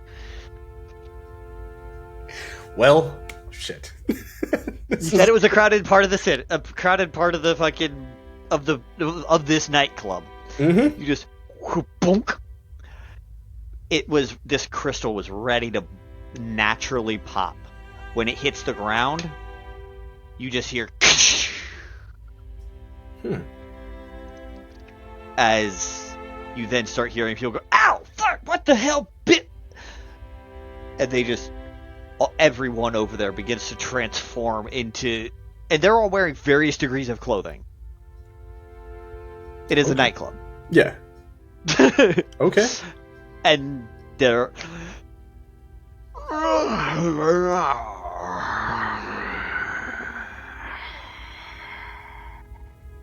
Good. See? And they immediately begin attacking the others who are unaffected in this room. That works. Because there are others. You didn't just find a bar. You went to a nightclub. On the first night of the fair. When everyone is at their happiest and richest. Well, we're trying to save everyone. This is the best time. Already have disadvantage on their con saves, and they're all drunk, they're all... This is not a good night for them. Anymore. Says who? Roll a perception check for me. That +8 work for me. 17. 17. You can't quite make out where it's coming from. But you do hear at least a small handful of what sounds like explosions. Coming from other parts of the city. And you're not quite sure what that was. Yeah, that's not me. Oh, I hope that's not me. I don't think they got out that quickly. I need to work faster. Yeah, Talissa's gonna mumble into the bed. This feels so nice. This is so soft. And I lay out water and do all the really nice aftercare stuff for Talissa. And then as I finish up there, the little tattoo on Nitz's finger starts to burn. Ooh, I should probably also get home. It's been a while. As you have that thought, I need dexterity saving throws from both of you. Talissa has disadvantage. Okay. That is a dirty 20 for Nitz. That's a 6. Oh, actually. You got a 6? It's a. You said Dex? Yeah.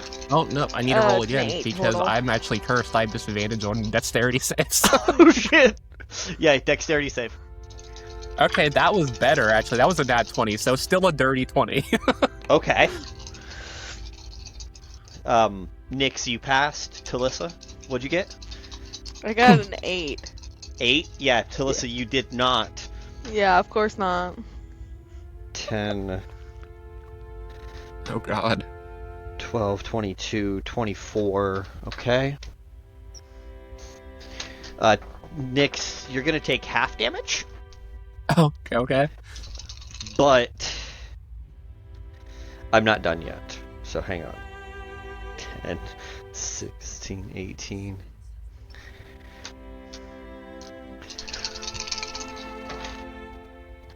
You guys hate how much I'm picking up these dice, and I know you hate that. And it's fine, I'm at full health. I should be okay, hopefully. Talissa, you take 60 points of damage. Shit. Okay. And Nix, you take 30. Okay. Talissa, you're asleep 5 minutes. You hit funk. And this is nice. As Nix, you can tell this building and the ones next to it explode. Oh. At the base, and these buildings fall. Okay.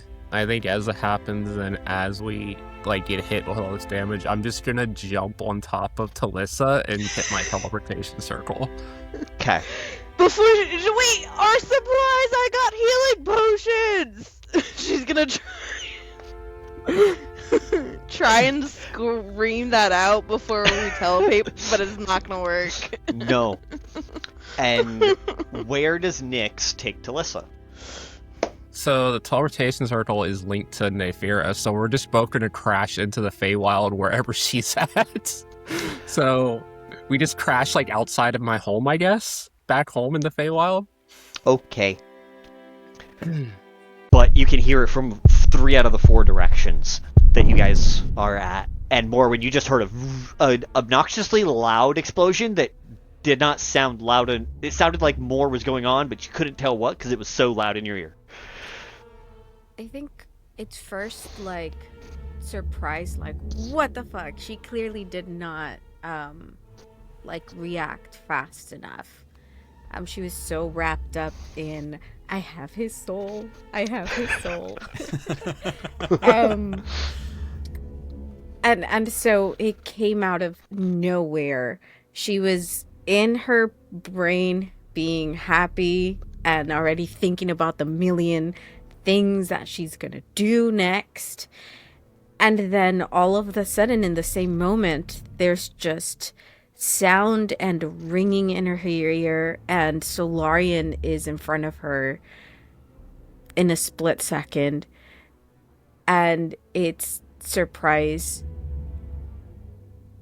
And I think she would notice everyone sort of like look around when they realized, you know, that there was more explosions and sort of where the sounds were coming from.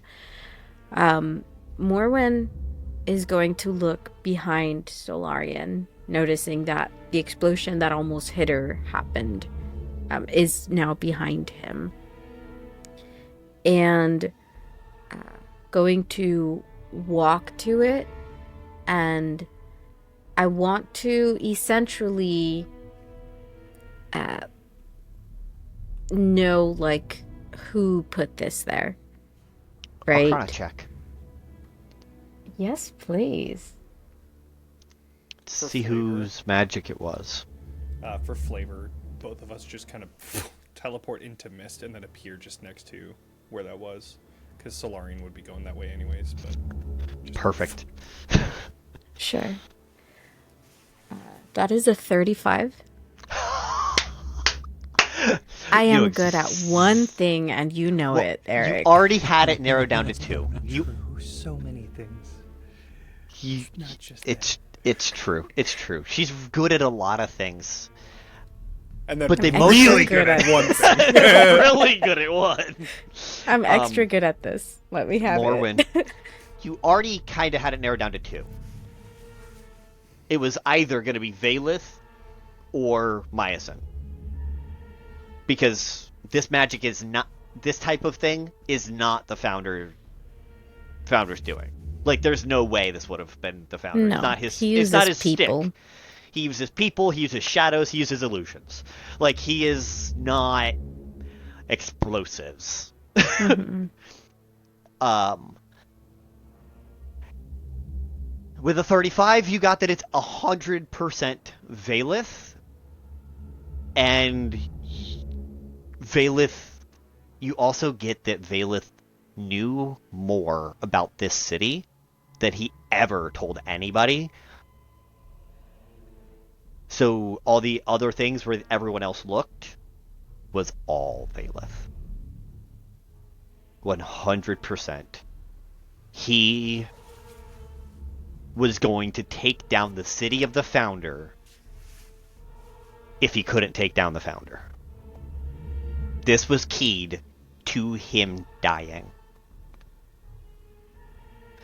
Solarian, by sparing you guys the 30 seconds, allowed you the time to collect the Founder's body. Otherwise, it could be buried under rubble right now.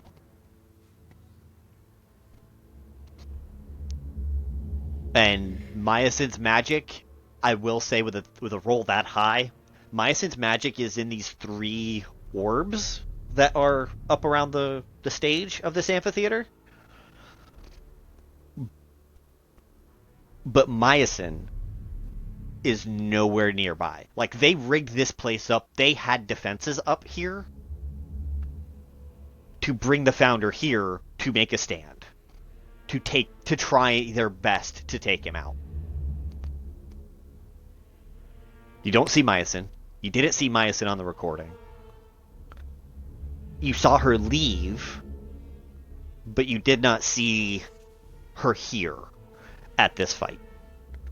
You're not sure where she went, but she did help here. And you gain all that on a 35. Morwen turns to Solarian. This was him. A last stand of sorts. These explosives were keyed to his death. Of course it was. Fucking prick.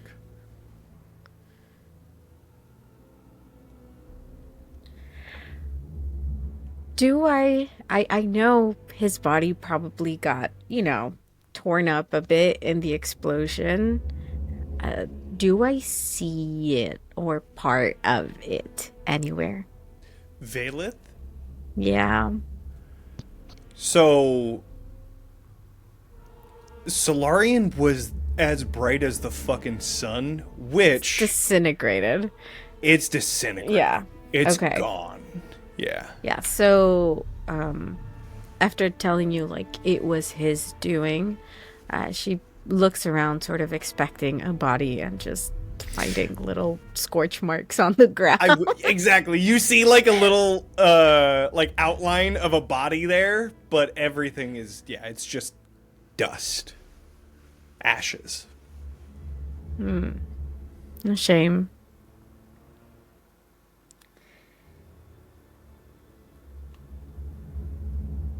It seems he was trying to bring the city down, which means this was not the only explosive, most likely. He wasn't smart, but he was thorough.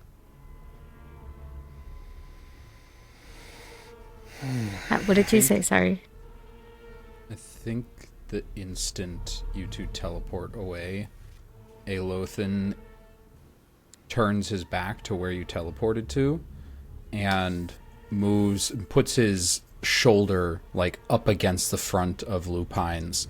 Aelothin, I think, is significantly scrawnier than Lupine, so he tilts his head up a little bit. You will leave the Bright One until after our people are cured.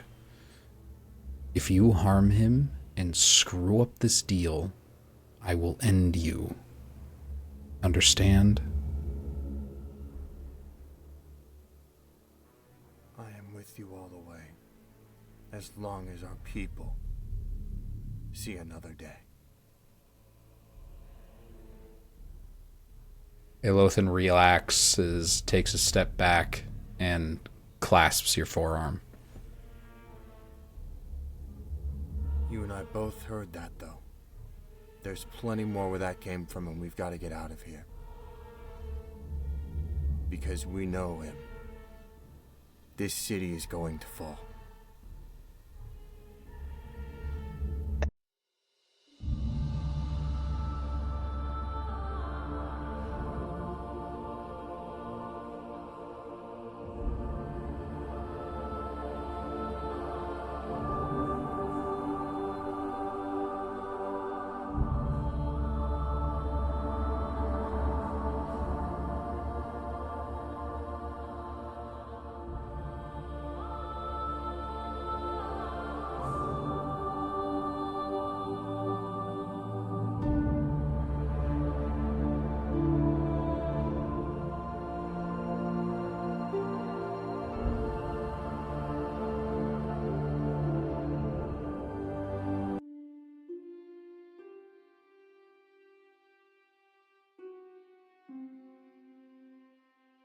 Are you looking for your next adventure to get lost in?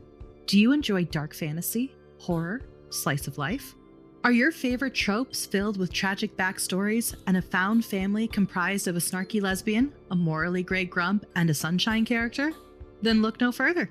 Tune in to Tales of Three and follow the adventures of three unlucky strangers whose fates collide when they accidentally stumble upon a plot to destroy the world as they know it. Throw in some forbidden magic, a slow burn romance, hidden identities, and some devastatingly beautiful baddies who will stop at nothing to keep our trio apart. Mix it all up, and we've got your next obsession. Tales of Three, a Rainbow Dice Club production, is an all-queer, Dungeons & Dragons-based podcast that airs on Fridays. Find us at Rainbow Dice Club on most socials and at Tales of Three wherever you get your podcasts.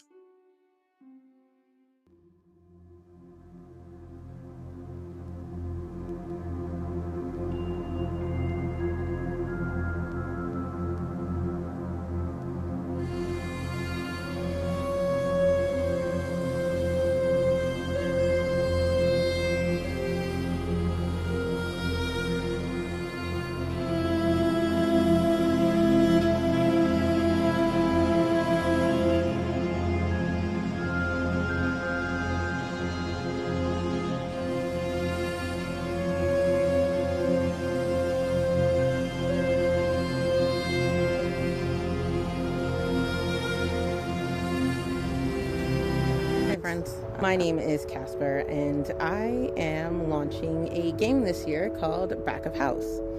I'm launching it through my company called Casper Haunts, and I created this company with absolutely no money. So I am doing a fundraiser February 4th, 5th, and 6th with a bunch of my friends, where we're going to play a series of food and restaurant-themed one-shots, where the audience can vote on best dishes or give advantages during some of the epic food fights, and tickets for a raffle because I will be raffling prizes.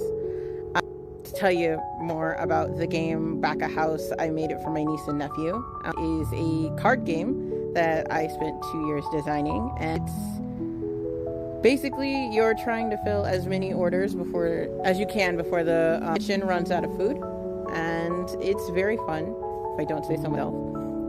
And that is on Backer Kit right now. If you want more information, it is launching officially with Backer Kit's Pocketopia back in May coming up. Just trying to get the word out.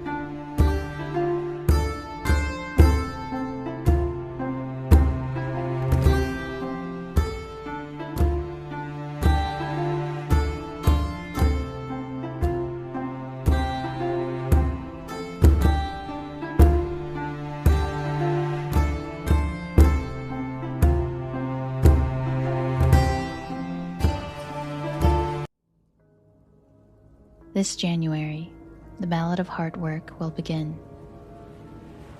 We see a barren world and the sky filled with lights as 15 characters arrive to help teach this place how to love again.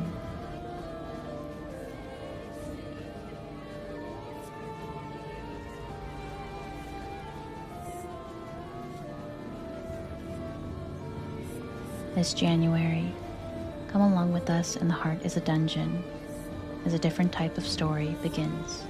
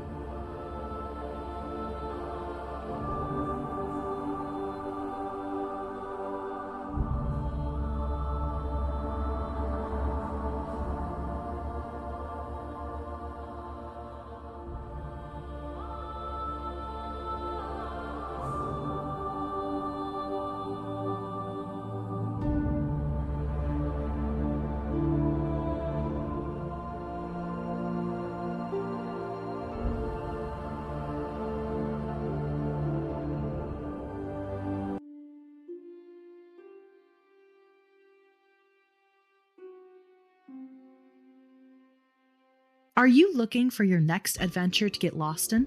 Do you enjoy dark fantasy, horror, slice of life? Are your favorite tropes filled with tragic backstories and a found family comprised of a snarky lesbian, a morally gray grump, and a sunshine character? Then look no further. Tune in to Tales of Three and follow the adventures of three unlucky strangers whose fates collide when they accidentally stumble upon a plot to destroy the world as they know it. Throw in some forbidden magic, a slow burn romance, hidden identities, and some devastatingly beautiful baddies who will stop at nothing to keep our trio apart. Mix it all up, and we've got your next obsession. Tales of Three, a Rainbow Dice Club production, is an all-queer, Dungeons & Dragons-based podcast that airs on Fridays. Find us at Rainbow Dice Club on most socials and at Tales of Three wherever you get your podcasts.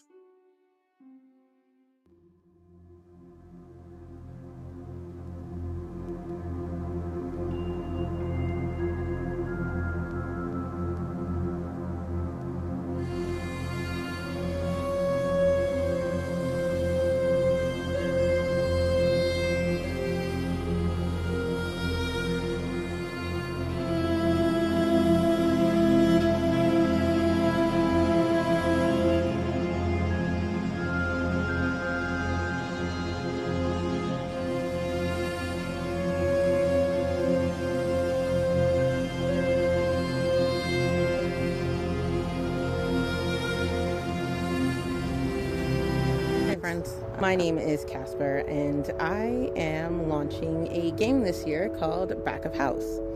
I'm launching it through my company called Casper Haunts, and I created this company with absolutely no money.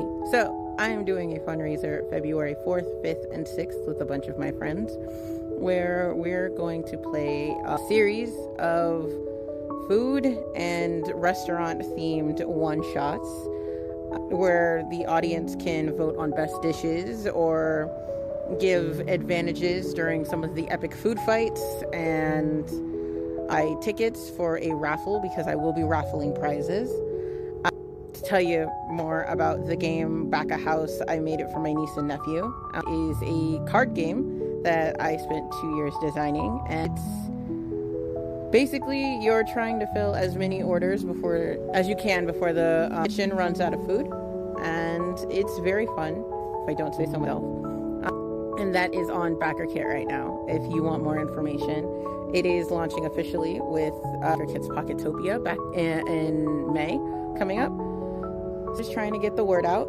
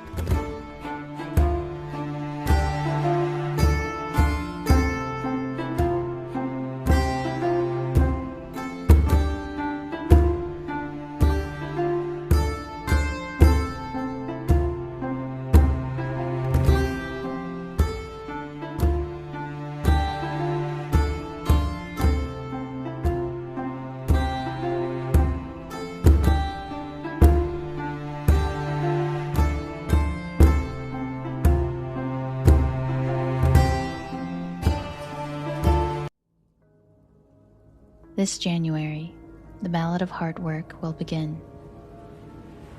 We see a barren world and the sky filled with lights as 15 characters arrive to help teach this place how to love again.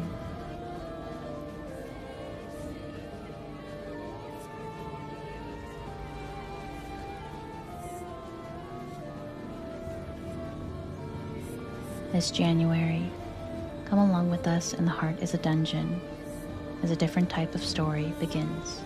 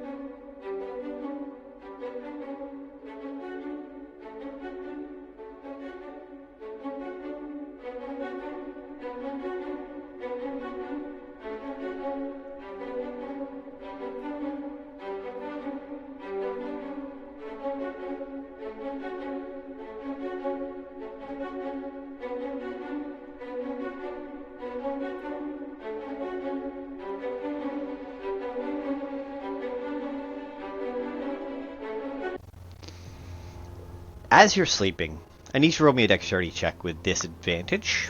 Yep. And go ahead and roll a perception check with disadvantage as well. Okay, which one do you want first? Dexterity, it's fine. Dexterity. Is it a check or a saving throw? Pardon me. Saving. Saving? Dex save. Dex save, Doesn't- perception check. Okay. Okay, disadvantage is not bad on the dex. However, I'm going to choose... Yeah. So just the dex save on its own is a 15. But I'm going to choose to spend my D12 Bardic Inspiration that I get daily from someone who maybe should remain nameless. Cocked. Okay. Oh shit, that's awesome. So it was a 15 plus 11, 26 is the dex save. Fabulous. And now the perception check. Wonderful. Gonna switch. Still with disadvantage. Okay. I feel like Because you that's were asleep. less do or die. Okay, it's not that bad. It's a 14. 14? Okay. Mhm. So you passed the dexterity save. Okay. It was DC 18. Mm-hmm. So you're only going to take half damage, which is not Great. as bad as it could have been. Yeah. 10, 11, that's 21.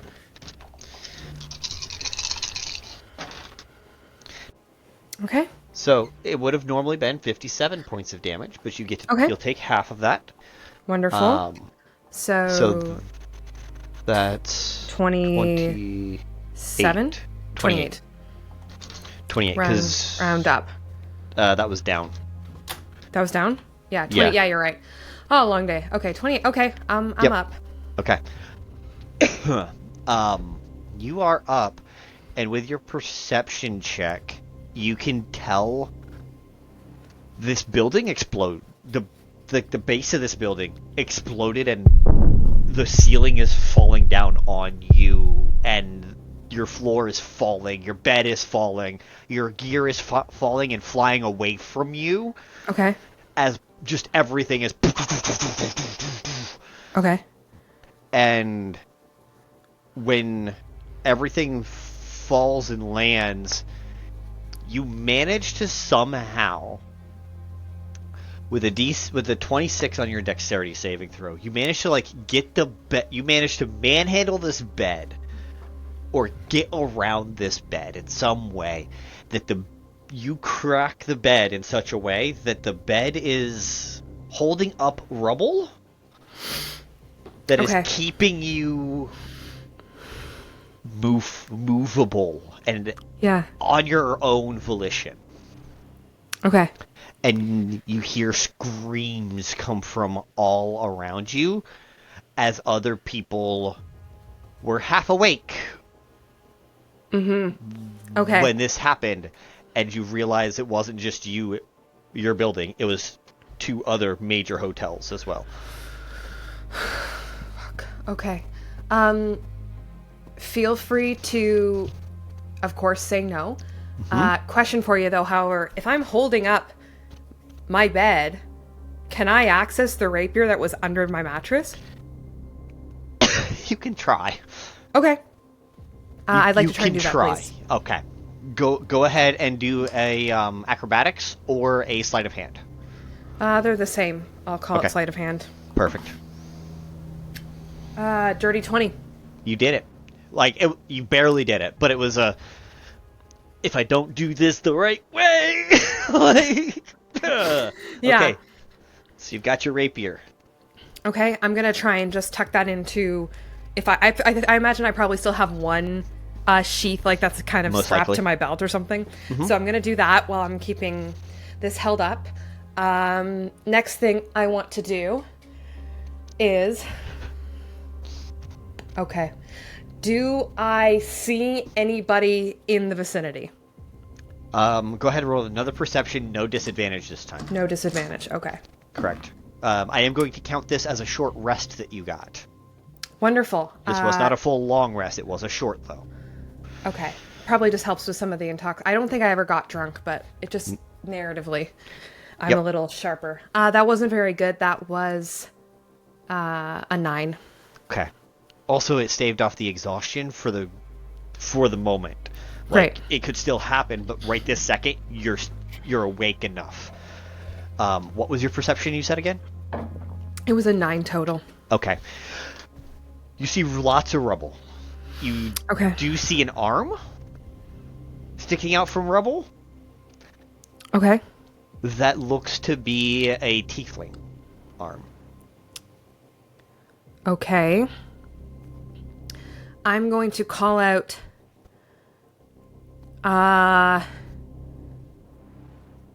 in Infernal.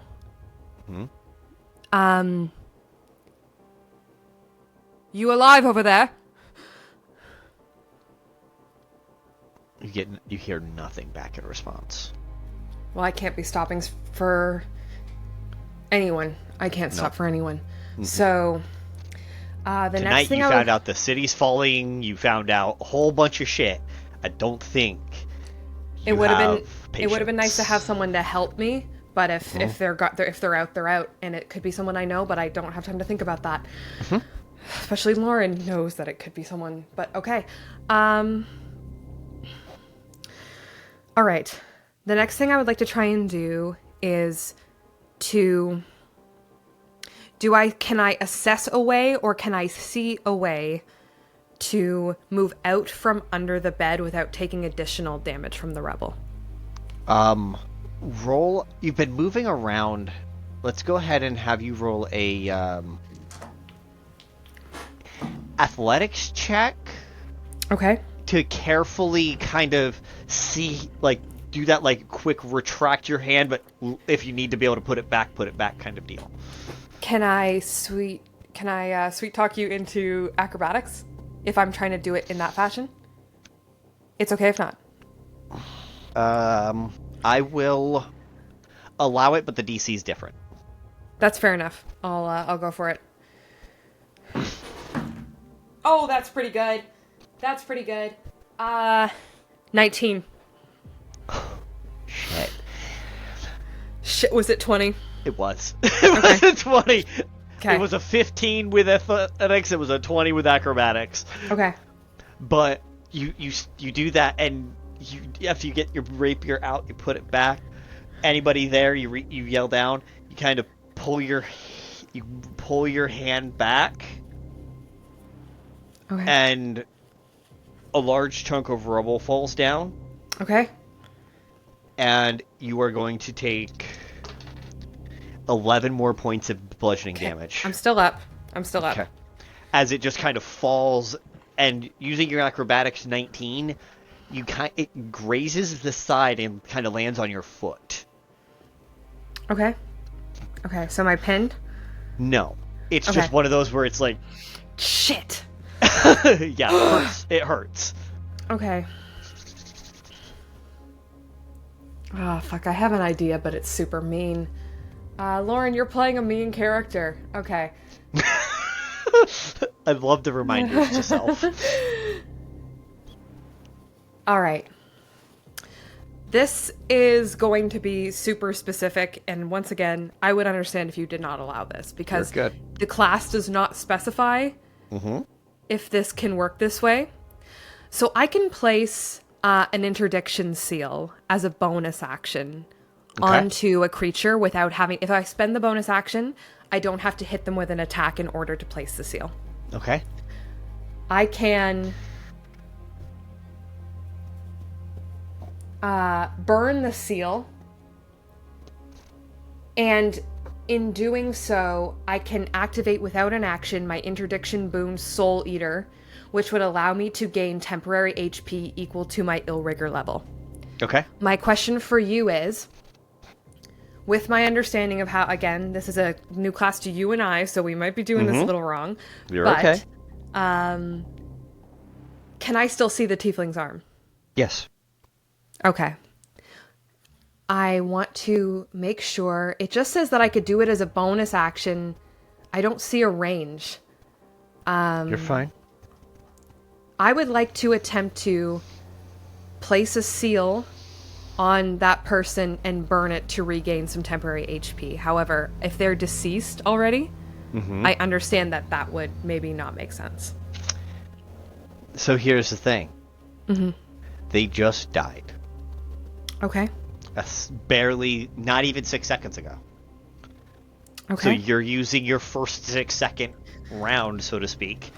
So I will allow you to do it, but you'll be able to feel as you're burning this and you're eating that little bit of their soul that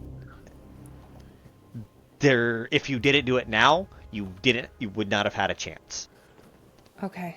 Well, that actually works because I can only burn the seal when they take damage. Are they within 30 feet of me? I found it. They are within 30 feet. Okay, so I think what happens is when I realize that they are clinging on, I'm going to spend what would be my bonus action to place this seal. And I think from where he's struggling, on the arm, you just see this kind of Moloch imagery begin to snake up that tiefling's arm under the rubble. And I mutter to them and to myself, sorry about this. And when that final blow hits them from the explosion, it burns. Their body probably goes up in flames because... And I don't feel as though I need to roll damage on that. No. But I do regain 8 hit points. Fantastic. Better than nothing. It is. Is it regain or is it temp? Sorry, temp HP, you're correct. Okay. So I will add 8 temporary HP, and I will mark off one of my seals. Yeah, I don't have to burn an extra one for that one because it's so few temp HP. It's just a little espresso shot. Better than nothing. Yeah? Okay, so I will better than mark that nothing off. when you just took 30 some damage. Yep. Okay. So I burned 1 seal so far today. Now that I have that temp HP, I'm just trying to get out of here. I'm just trying to look for any way to get out of this wreck. Do a perception or investigation, whichever one is better for Varrick. That would be investigation. Okay. 12. 12. Okay. As you burn it, you see the body burned up, and the piece of building that was on top of them settles down another 1.5 feet. Okay. Which causes the rubble above you to kind of resettle for a second. And all right. you can tell that it locked around the foot of your bed, making your bed and your pocket more stable to start with. Okay, great. So you have free movement, but you only have like a 20 by 20 square. You don't have a lot of space. And you don't have a lot of space very quickly. Okay. Okay. You're you can move rubble, and it will affect the other rubble, or it might not. All right. So knowing that I at least though have a stable environment now, I'm going to get on my comms implant, and I am going to just start essentially barking at it down. Clay, do you have any idea what the fuck's going on? I ain't got a clue. Oh, fuck. The fucking shitty fucking on fire. I'm trapped. I got maybe 20 feet and a bit to move around here. Fuck. And I'm hurt. Where the fuck are Frick and Frack? Gee. They're not with you? They're not. They didn't fucking come back. They don't know how to do their fucking job.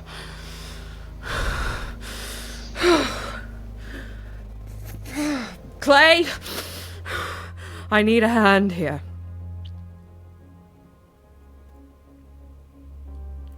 Okay. At that request, you feel a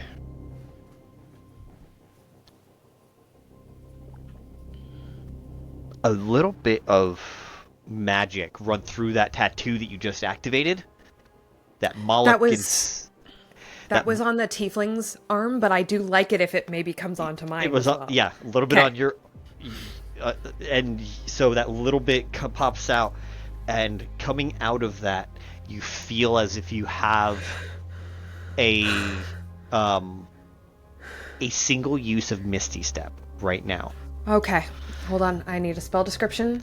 That is 60 feet to move on technically on a bonus action, but it's only your turn right now. So, you just feel the use of a single. It's like a fiendish version of Misty Step, so it's a little bit more fiery and stuff like that. Flavor it how you will, but it is essentially the Misty Step spell that you can use to try. Okay, he doesn't know what you've got. He doesn't know where you're at. He doesn't know what he doesn't know. But That's he's fair enough. doing what he can. You said 60 feet? 60 feet. Okay. And I'm going to need... Okay, then I would like to... I feel like this is something that maybe we have practiced before, and I would know inherently what the range is. I feel as though that would maybe be correct. So... You would have studied up enough on what the spells were that your bosses had to be able to offer you, and you know what this one feels like. Okay. Can I see a street, an alley, something external to this pile of rubble 60 feet away from me? Because I do have to... Misty Step, I have to be able to see it, yeah? Okay. You can try DC 15 perception check. Okay. But it's dark out. You don't have a high visibility. Follow-up question before I roll that. Can I visualize the top of the rubble pile from where I am? It'll roll your perception and we'll see what's going on. You know the building was at least a 20-story building. Like it was a good hotel size. 16. 16. Okay. On the 16, you are able to see as you let go of your bed, you go around, you explore a little bit, and you are able to see not daylight, but a difference. It's not the rubble. It's not daylight. You think you see this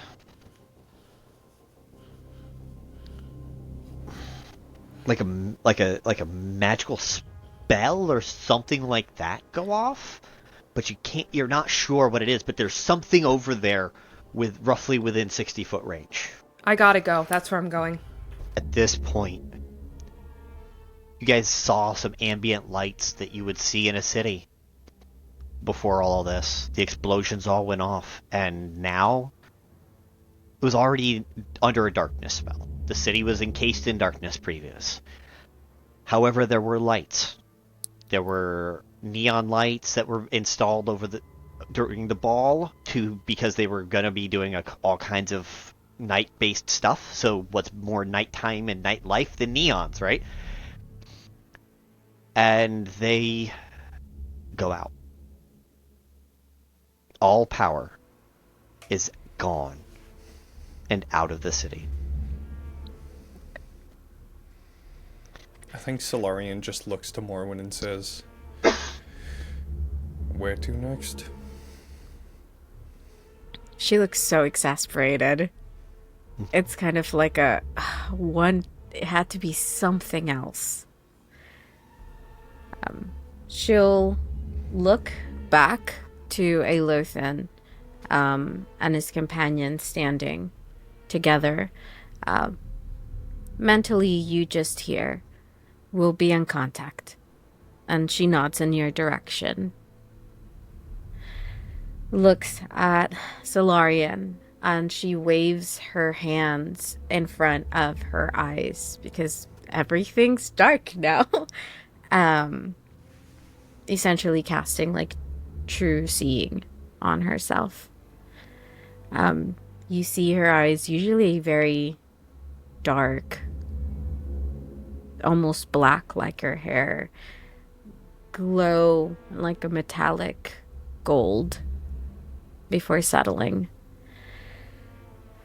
Well, And I suppose we see what the fuck that was. And with true seeing on, you see and can 100% confirm both of them are changelings. You see it through their form and can 100% confirm that now. I mean, if she didn't, I would have. You already did. You already did, Jonny. We all know Solarian has true sight, but Morwen hadn't seen it to confirm it for herself. And it's just nice for the guy working and making the deal to know without a doubt who she's working with.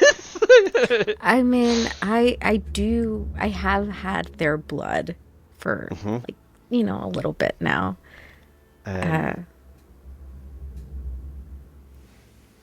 You have, and you've known, but now you get to see it with your own eyes, and that's just a nice confirmation. As Morwen and Solarian are kind of walking away to head out wherever they're headed, and doing their own mental regroup, Aelothin and Lupine, where are you guys headed? What are you guys doing? Because Aelothin, Cuerdo is not here. And Lupine just said this city is going to fall.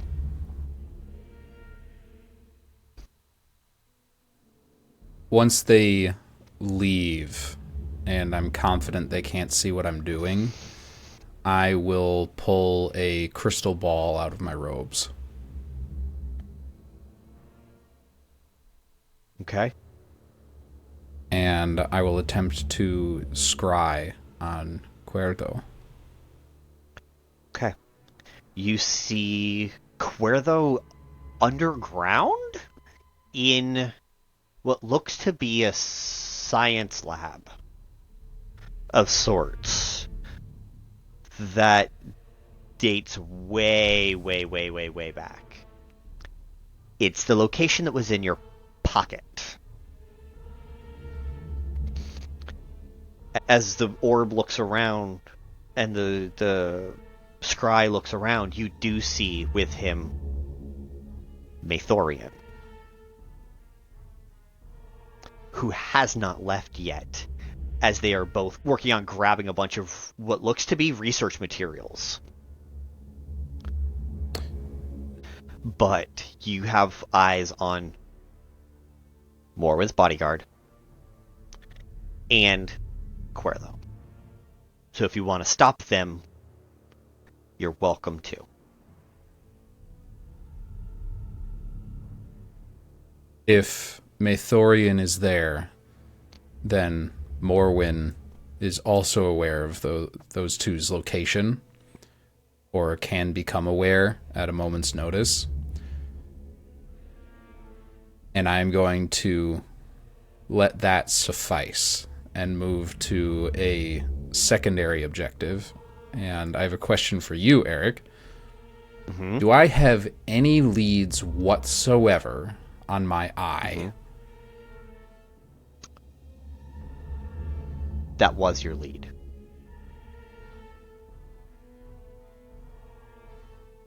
Cuerdo or the research lab? The location you were going to go check out after doing this was the research lab, to check it out and investigate it and see what was going on, because that was the last lead you had gotten. Okay. I will stow the crystal ball again, break the connection, and turn to Lupine. Whatever business you have left, it might be best to finish it soon. You need any help? The last of my people are already on the way out, hopefully. Although with all of this going on, hopefully they'll get off this place safely. I'm with you. As right now, I see you as the best case for saving our people. What I gave the Founder was my blade, and now it is yours. You warm my cold little heart. Let's go. And I will go to the research lab. Okay. As we leave the building, Lupine is going to dismiss the dire wolves. Okay. Your 3 dire wolves head out in the direction of the people who are your allies, who now need to get out of the city much faster, or might need help themselves. So you're sending them to help your own allies. Yes. I need both of you to make a dexterity saving throw and a perception check. No! Son of a mother. Why? Why? In Perception. what order? What comes first, the chicken or the egg? Same time. Roll both. Okay, Cass, you have a +3 to your dex save because I'm a paladin. And you're literally within 3 inches of him. Okay, 26. I don't know if you know how dex. kisses work. It's less than less than 3 inches. Pretty close. 26 for dex then, and then 10 for perception. Okay. That's a 16 for the dex, and that's an 11 for the perception. Okie dokie. Hey, real quick, does that ring require attunement? Cass, you take no damage because you have evasion. Oh, nice. That's lovely. I love that for me. And you passed. The DC on this was an 18. Tommy, you failed. I'm gonna use a luck point. How did I roll an 8 and get? It's still a 16. Can I just luck on him? What other reactions do I have? Yeah, no, just the luck point.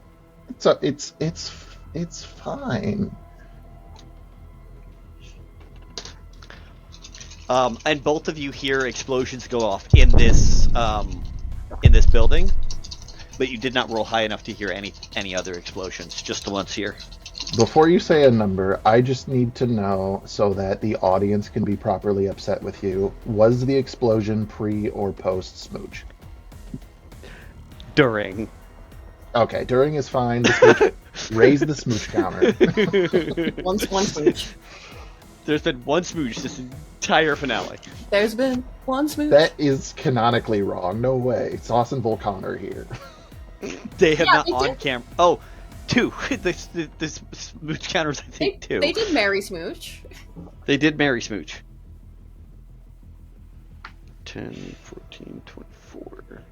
Fabulous. And then you guys are standing under a thing, which means you take 15 d6s. What words just came out of your mouth?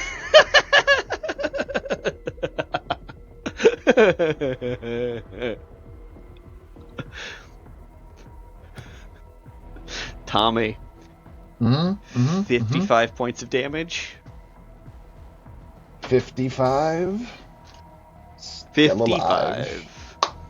You take 55 points of damage. And Cass, you manage to whip the both of you out of the rubble as Tommy takes all the damage.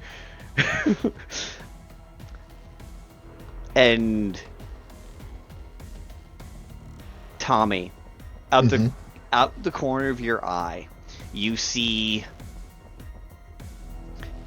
Amy feel and hear multiple feel this explosion stuff. See the lights go out. You see her pull out the remote and push the button on the device you guys had installed a couple days ago. Ah, it's the 3-or device. And she instantly loses form and becomes a pile of goo on the floor. So I have rubble on me, and Cass is... Cass is safe. Okay. Literally. Tommy is like a badass, going to just like push up and then stand up and let the rubble come off him so that he can move.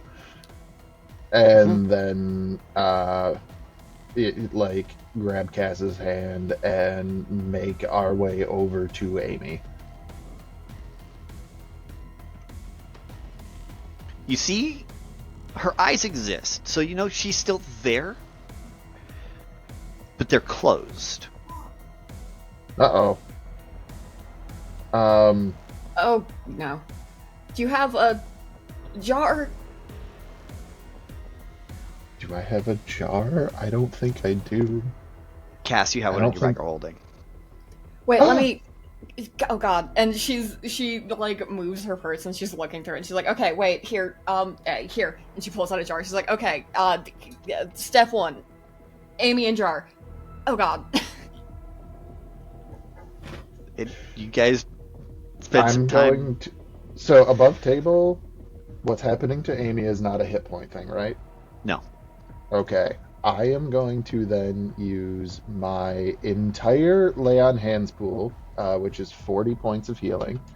And then, because I don't have other things, Tommy is going to use his hands to try to get Amy into this jar. Okay. That's the reason why we did lay on hands first.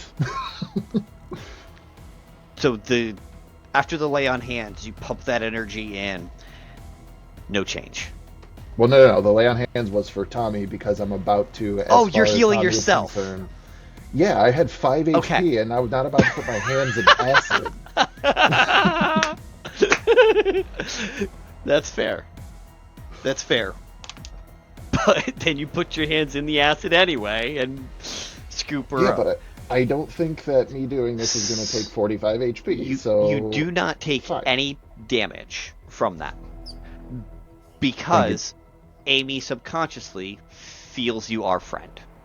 Fair. Absolutely. Going to, as I said, get Amy into the jar. Just like, hang on, Sugar Cube. We're going to get you. Don't worry. It's fine. And just like keep, like, everything's fine, because that's what Tommy is only capable of doing. You do see that the gazebo collapsed on top of the 4, on top of the violinists. The quartet that was out here playing to keep the silence barrier up. Oh, the gazebo. They are important. The gazebos. Okay. The gazebos all around collapsed. Anyone who was in them is hurt. And you see a goo Pegasus trotting its way back towards the into the ball. Goo. I haven't met another goo creature, have I? Canonically, I do not think you have met Jaden. No. No. I think that's Science Mom, or one of the moms. Sister Mom. Sister Mom is the one that makes sense, I think. We should probably go that way, and so long as Cass is on board for that. Same thing. Grab a hand, Cass is run. definitely looking for danger. looking at the gazebos, like trying to... It's like that prioritized, like, okay, who do I help? I have a friend in a jar, and there's people around me hurt, and there's not a lot I can do about that. So yeah, she would just kind of in a day, because she's also drunk. She is canonically, actually, mechanically drunk. Fuck. Can I give 5 points of my lay on hands back to fix that? Not too late. Damn it. The other fun part is as you're walking back following this Pegasus, you feel this haste that you had fade off. The energy from the day before all catches up to you. And you both have a level of exhaustion. Okay. Great.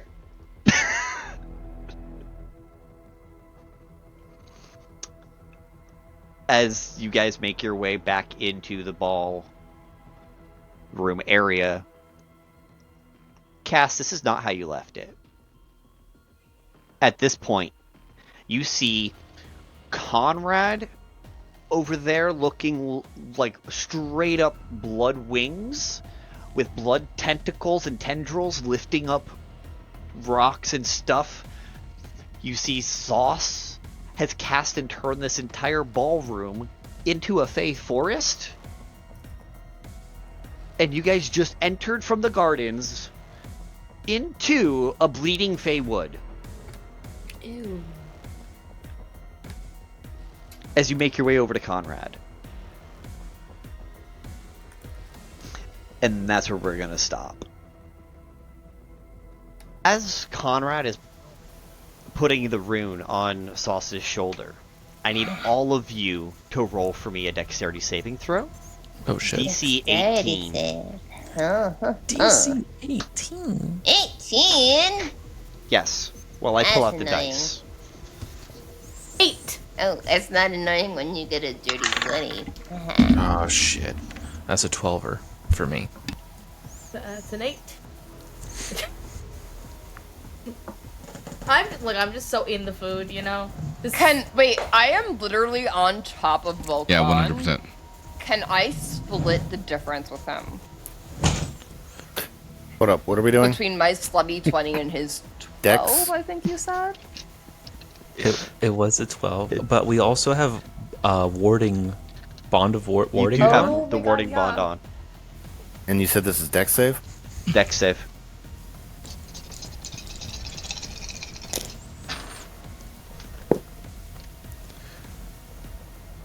So I got a 13, in fact, with the warding bond. Okay. I think maybe you got higher, and you're just not believing yourself. Well, hold on. Actually, I made this mistake in hold on. It's a dexterity save. I do have proficiency. I have not been counting my proficiency in my saves. And it's a 4. I am proficient in it, and I have a +2, so it's 16.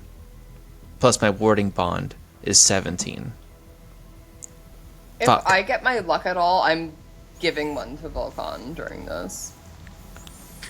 So you can reroll.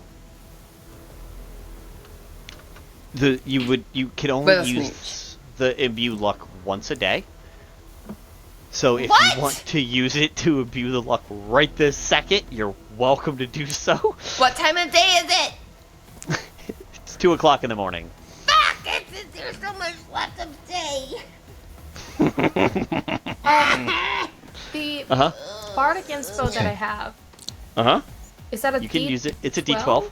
D12. Okay, this might actually save me here. Mm-hmm. No, I have another way of doing this. I have another way Wait, of doing hold on. this. Hold the phone. Wait. Yeah. I'm holding. I rolled an 11 on that, which Also- makes that an 8. Oh. 17. Is it silly me? You guys. Silly me. I'm remembering how to play Dungeons and Dragons.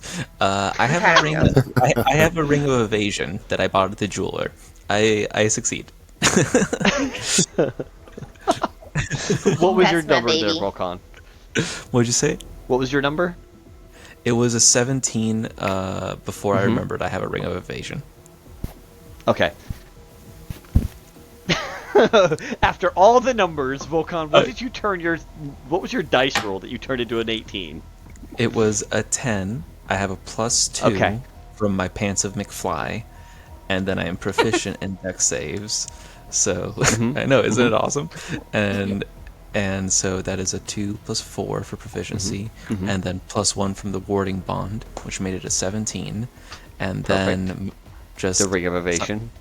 The ring of evasion, but I like to think it was my wife. Okay. Sauce, you rolled a 20, a dirty 20. I Okay. think so. If that's what I said, that's what I said. I got distracted by all the Vulcan descriptions. Okay. Aransa, what did you get? I rolled a 5 + 3, which is 8, and then the Bardic Inspo was an 11, which brings me up to 19. This little praying mantis crawls up and tells you, move. Conrad and Link, what did you guys get? 19. 19? Mm-hmm. And Link? 13. Oh, shit. Whoops. Okay. It's fine. Link, you're taking 63 points of damage? It's fine. Sure doesn't fucking sound fine. It doesn't sound fine. So this is going to be for the DM. This is potentially one of the surprises. The rest of you take 31 points of damage. Oh, hell. Real quick. Yeah. Oh wait, no. This What is this is magical, correct? This is magical, yes. Fuck. Okay. Well, I take that all to the face. What kind of damage is this? Fire damage, is it? It is thunder and bludgeoning combination. Okay. All right. As this column that was behind the between the two food tables explodes, the roof above Wait, I'm you sorry, guys. how much damage? 31. 31. Okay. Falls down on top of you guys. Vulcan and Sauce, you guys roll under the food table because you guys were on the ground. Aransa, you move out into the opening of the because there's no roof in the main dance floor, so you take a 5-foot step just out from underneath of this ledge above. Link, you are over there with you're caught. There's some rubble nearby you. And Conrad, you were able to do the 5-foot step and move out into the opening of the ballroom as well. As you guys see, the rest of this building starts collapsing. Well, that hurt. That hurt a lot. So I passed, I take, correct? Yes, you passed. It was DC 18. Okay. So I took 31, correct? Correct. So at this point, you're going to see my glyph of warding on my armor start to glow.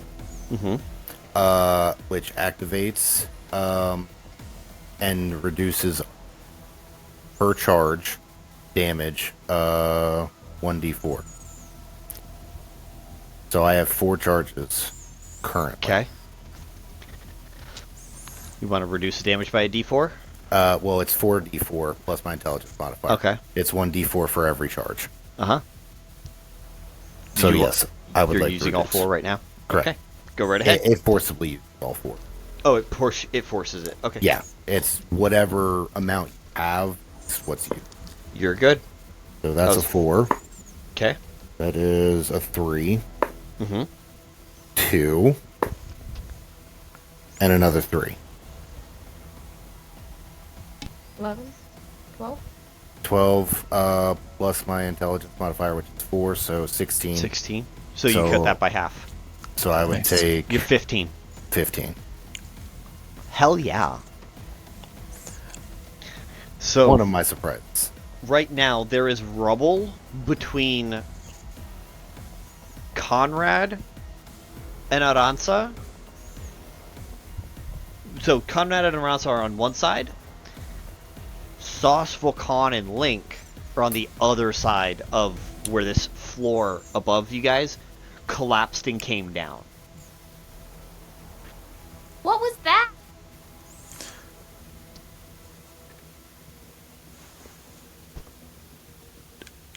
I Party think, was too good to be true. You all right? You all right? Sauce. Vulcan's gonna run his General hand through, distress noises. through Sauce's hair and check her face. Are you all right? Shit! What the hell was that? You okay? A friend is in distress. All right, come on. Let's get up out of the table. We'll roll out from the table. Can we see everybody?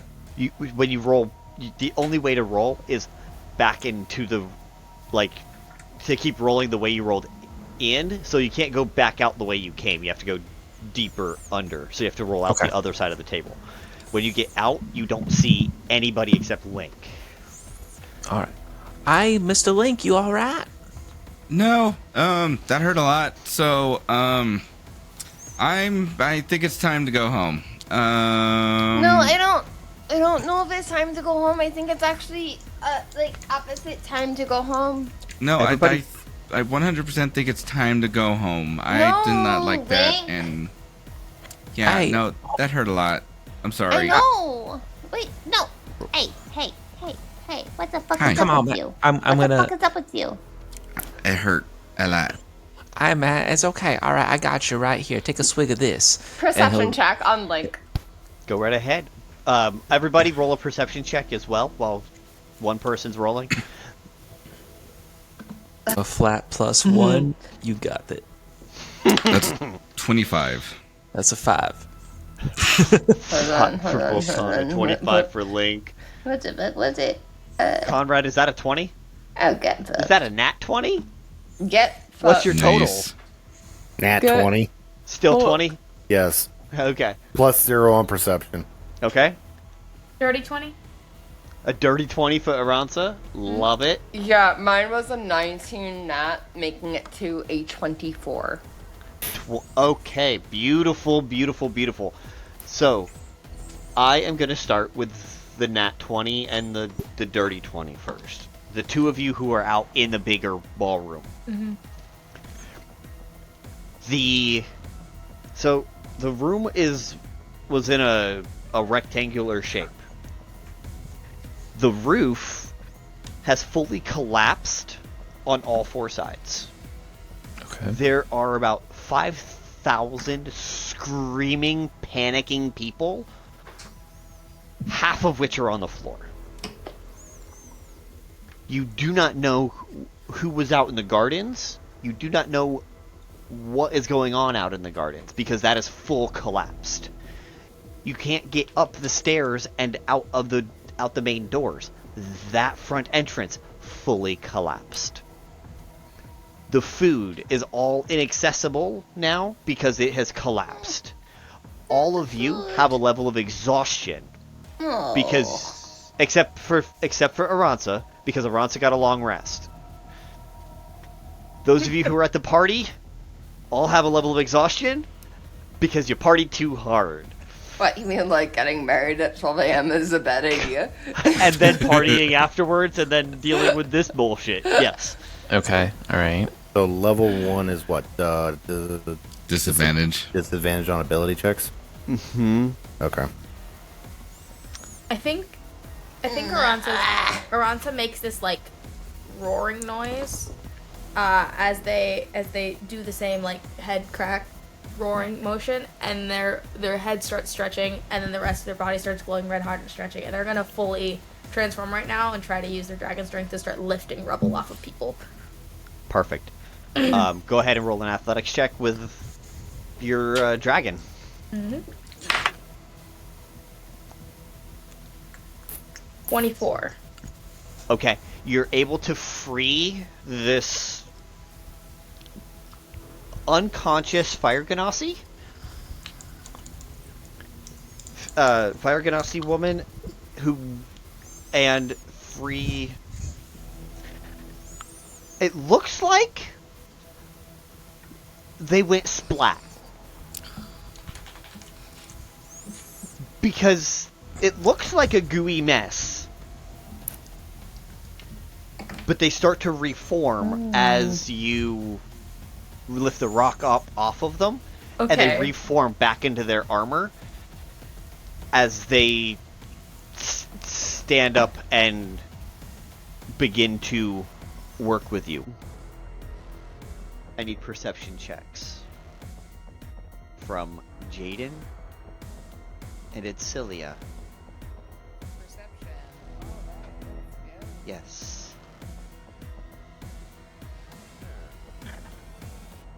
30-20. Okay. Do I roll disadvantage? Love a dirty 20. No. No, I do not. Oh yeah, I forgot I don't have this level of exhaustion. No. Not yet. Alright, not yet.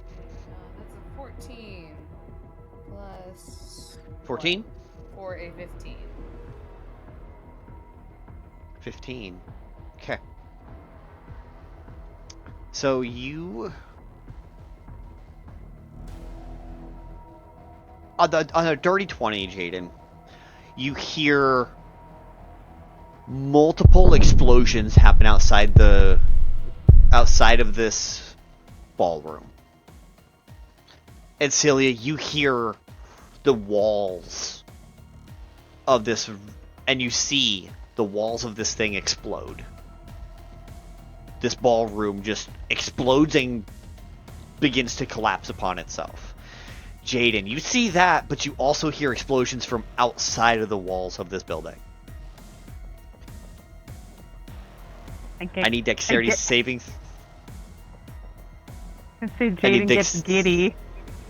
Mm-hmm. I need dexterity saving throws from the two of you. Dex? Okay. I'm actually good at dexterity saving throws.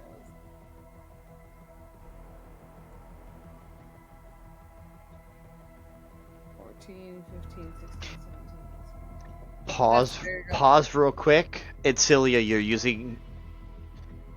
Pause. Adsila, you're using your nat 20 you gave me earlier tonight. Oh. Jaden, you're using what you gave me earlier tonight. Yeah. These are the same dexterity saves. So, need dexterity saving throws from the two of you, Jaden and Adsila. That's a dirty 20 for me. Hell yeah. They're only DC 18, so you're good. And Adsila. So if this is a different dexterity saving throw from the one earlier, aside from the nat 20 that I rolled. It's not. Okay, it is a 14 plus 6, so a 20. Okay.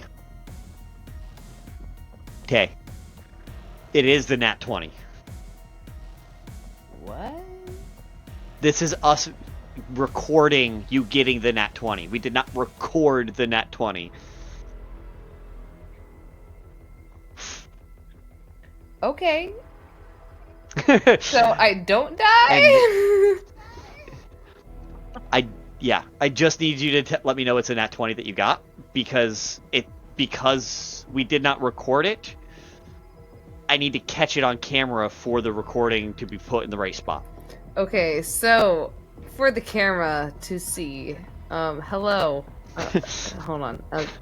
There we go. Hello. Adsila, what'd you get? I rolled a nat 20 for the first roll of this goddamn fucking campaign. And we will. Hell yeah. Love a fucking natty. Okay. You guys take half damage. Jaden, you are half of 28, so 14. Adsila, you are half of 25, so 12 points of damage. So as I take a very that 12 large damage down. chunk. Correct. As a very large chunk of the upper wall slides over and hits Adsila it's on your side or back. Jaden, you get hit by another piece coming from the opposite direction, and you are flattened, but your ooze. Woo. So you're just splat on the ground. And Celia, you land on top of the ooze and have this other rock on top of you that Pan kind of caught and slowed down. Do I get to add any of the bless to that nat 20? Mm-mm. Nope. Okay. No. But Pan then looks around. Well, this is gonna suck, and he planar shifts away. Solarian and Morwen, before you guys fully head all the way out, you guys cross that threshold of the doorway type thing, and you just see wreckage down in your path to get out of here and back towards everything else. But you have no idea, any of you, what devastation lays in your wake. In your way, rather. Is there any view of any piece that I can just turn into mist and walk through? Yes. However, it looks to be a large batch of rubble. So Yeah. it's one of those where I think your mist is if you end your turn on it, you take damage if you end in an object, right? Yeah, I think it's something like that. But honestly, It's one I of don't those think we're that's going to go risky back enough. inside anyways, so... No. Never mind. Mm-hmm. But this isn't open air amphitheater and open air room, which is why you didn't have debris falling on you. It just was blasted from the sides. He couldn't get the roof to fall in because there was no roof. All right.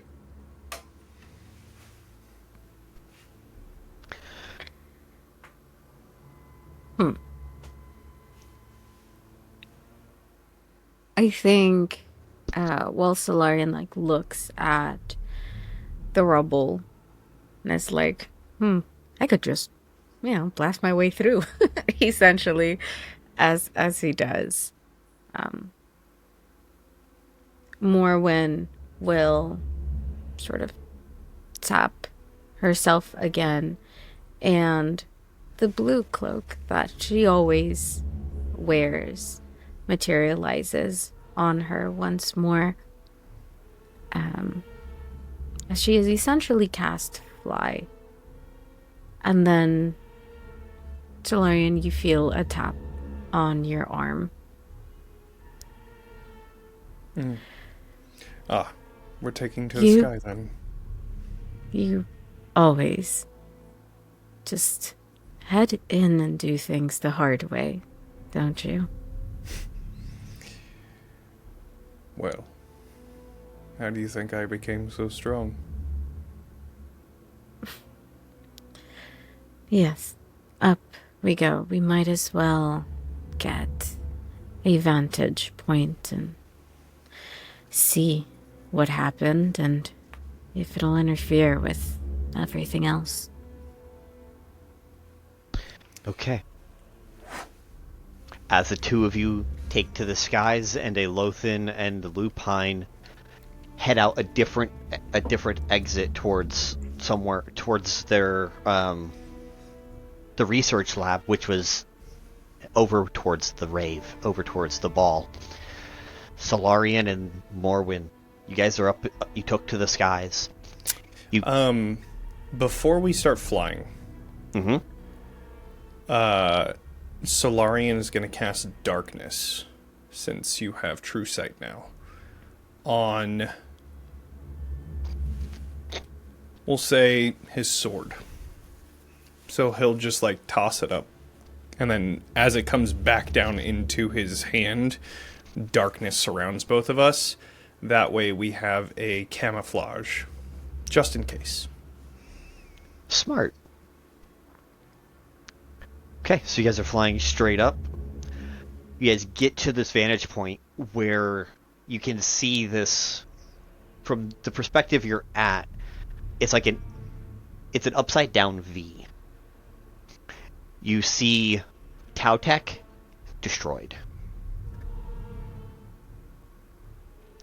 A library on the campus totally in ruins and rubble. However, the books are clean and clear. There's nothing on the shelves. You guys can both have solid enough perception, you can tell. The student union, where the party was, is in rubble. Whatever. The as you continue down, you see buildings in the wild magic zone destroyed. The hospital, where all the quarantined infected were, destroyed. The bridge from the cleric district into the market district, destroyed. 2 or 3 of the hotels on the in the market district, destroyed. The main government building, right next to where Yuri's people were, not Yuri, where Morwen's people were doing their research for tomorrow's work, destroyed. And the power plant, all in ruin. There's a big V of carnage and chaos and destruction that Vaelith left in his wake. This fucking prick was so full of himself that he couldn't just do specific places. He had to do it in a fucking V. I'm glad he's dead. Morwen, her eyes are snagged on Tautech and the library, essentially. And if he was not already dead, it seems that I will have much to rebuild. Maybe we can... It does not matter. Down there were engineers of mine working to keep this damned city afloat. We bought devices that amplify magic. I think we should check on them, see how many are still alive, and whether we can even have a chance at keeping this hunk of rock in the air.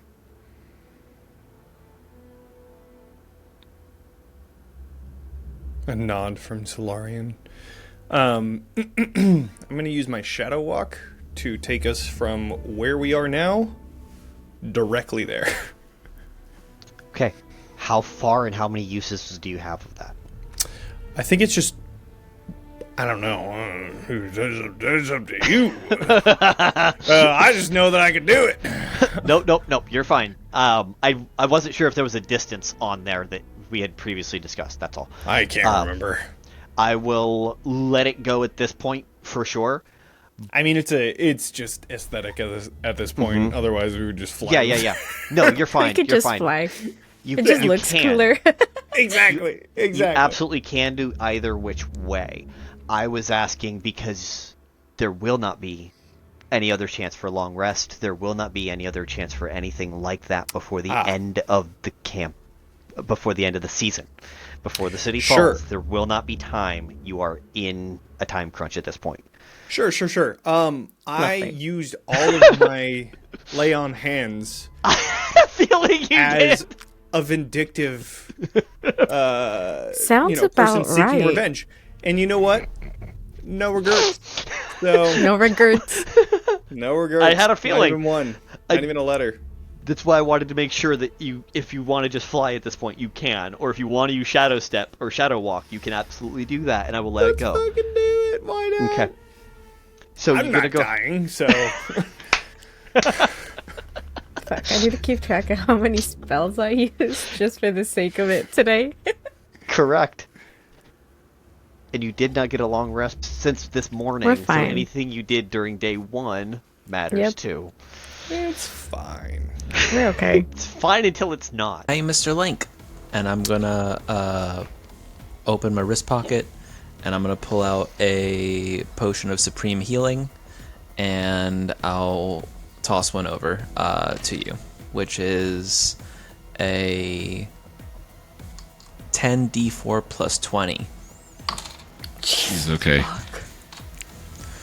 I don't, We- I we- don't we- know we- if that's the wisest idea. So Link's gonna take it, and then just gonna like, pop it open, chug it. You said it's supreme? Yeah.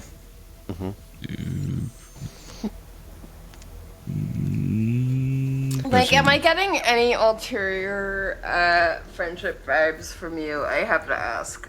Woman, ain't you say you best friends? What are you doing? What? No, this is above table. This is an above table question. No, this is one of those, like, he's hurt and he knows it, so it's like, I want to go home. The other thing all of you who rolled more than Vulcan heard is this wasn't the only place that was affected. You heard others from other explosions from around the city. You do not know who's affected. You do not know how much damage there is. You do not know what's been affected. All you can see is what you can see. But you guys were able to hear that there seems to be around 30 plus explosions that happened around the city, including in the direction of the quarantine zone. So then, question for you, Eric.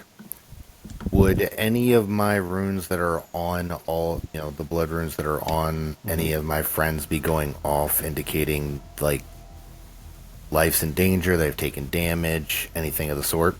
So, you... Through our connection? All of them go off, letting you know that they've taken some kind of damage, except one. Talissa.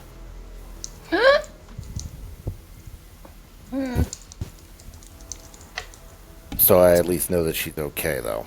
It's not You know she's not in immediate danger. that. Like, she's not, like... Yep. It's not like it's gone cold, that indicating she's dead. Correct. Everyone else seems to be mostly okay at the present.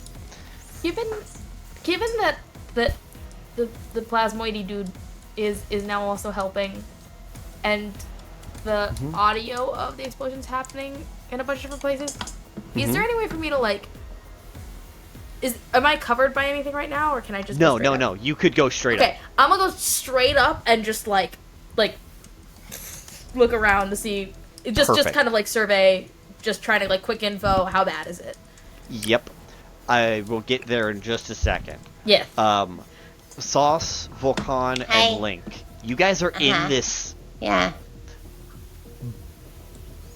rock, like, parts of the building seem to be okay.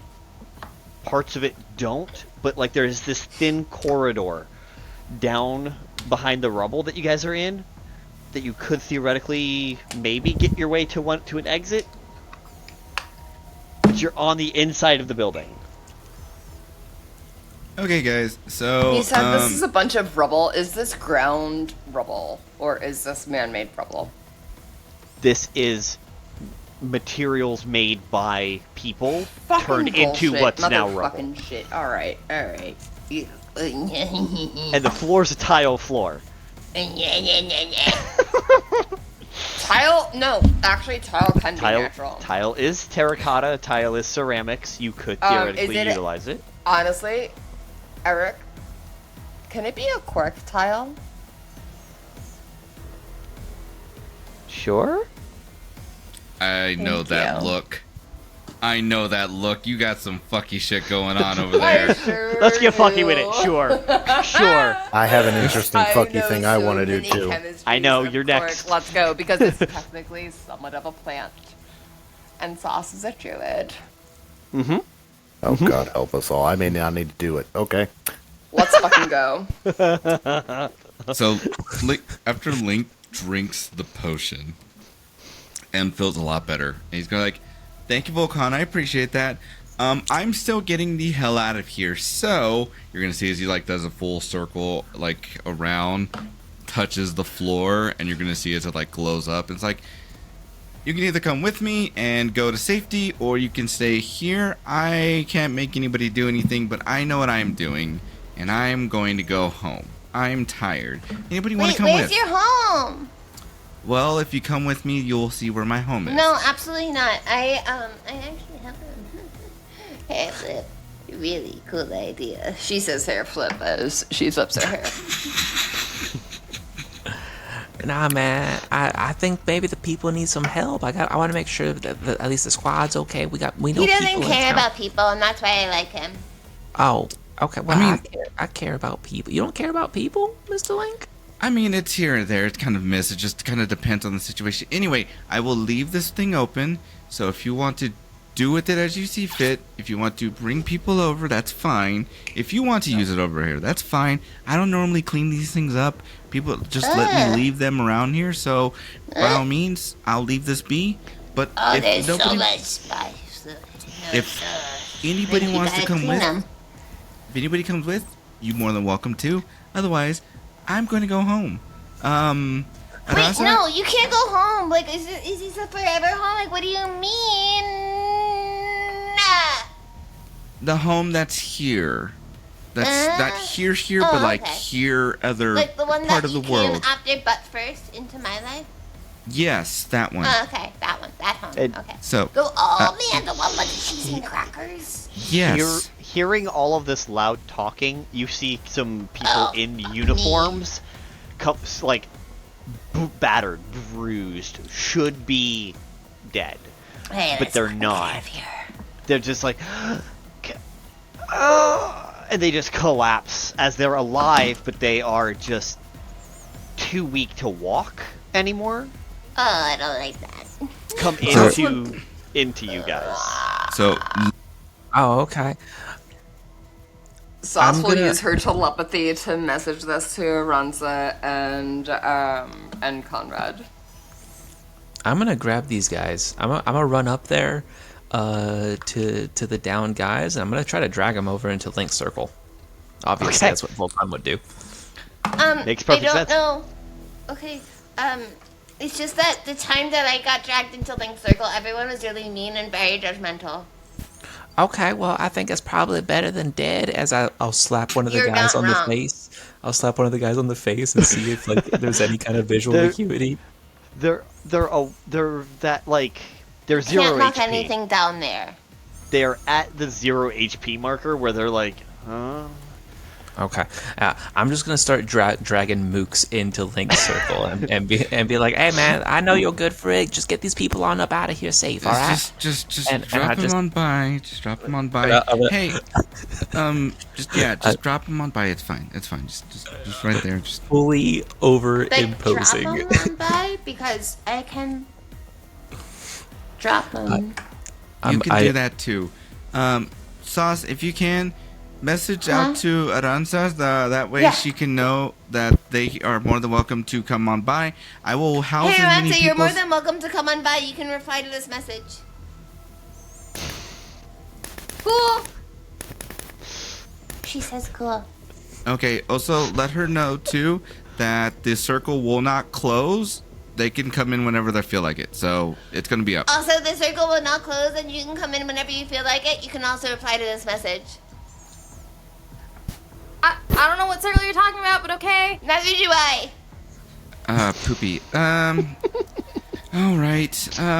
You just get people on there, and you're gonna see as like Link kind of Get walks people off. to the circle. Question mark. Bye. And then you're gonna see as Link will like touch the circle again, and it'll like light up, and those people you had initially dropped on there will disappear. I'm gonna call out. That's the circle. You can reply to this message. Okay, bye.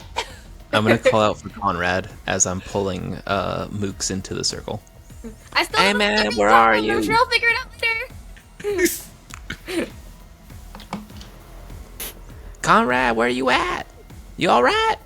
Now, is this telepathy or is this? No, I'm Conrad, shouting. comrade. I'm shouting. Earth to Conrad, the comrade. Am Yep. I actually able to hear Vulcan? You got a nat 20, so I'm going to allow you to be barely able to hear that Vulcan's voice is yelling out towards you, but whether or not you can make it out is 50-50. But I hear his voice and Yes. yelling Conrad. Yes. So, at this point,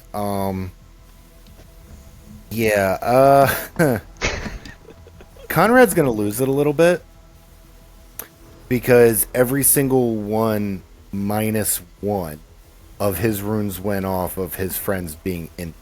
That's Jade. That's Vulcan. That is Sauce. That is Arch. That is Kels. That's at least 5 different ones going off. He is going to, first of all, he has a mark that is one of his upgrades. It's called Mark of the Size, I believe is what it's called. Mark of Size.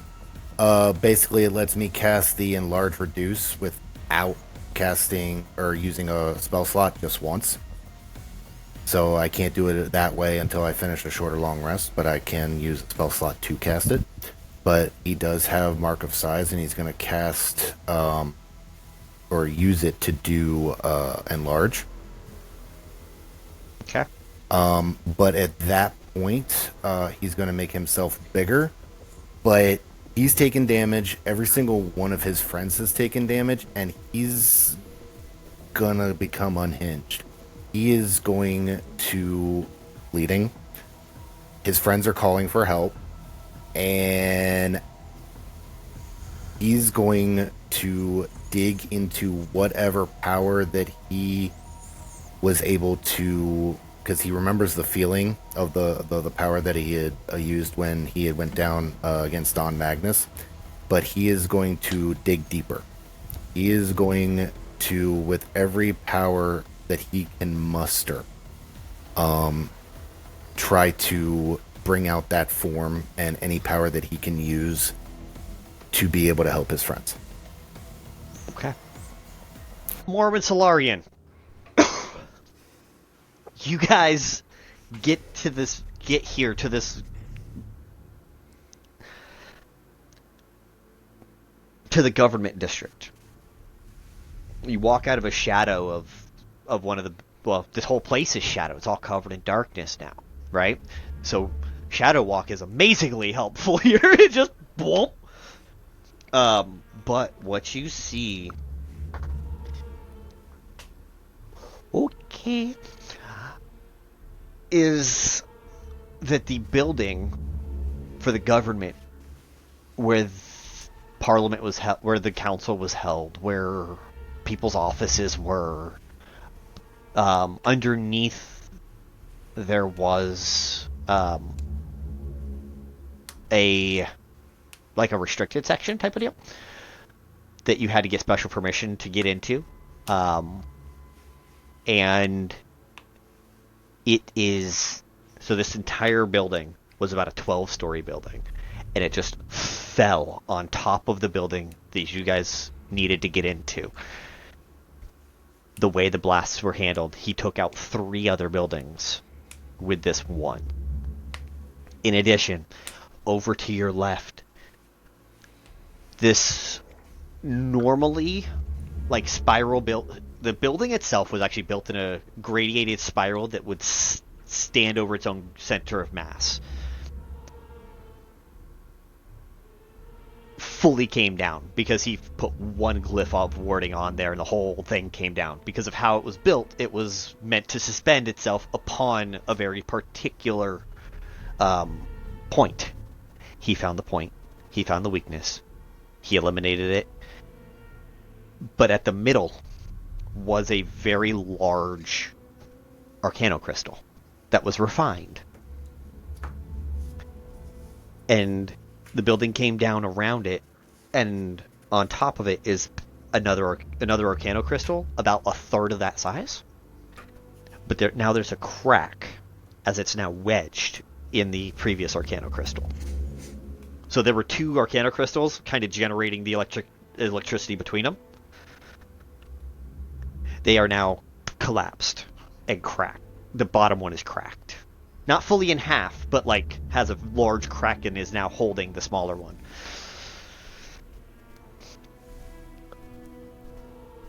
Do I see any of my people?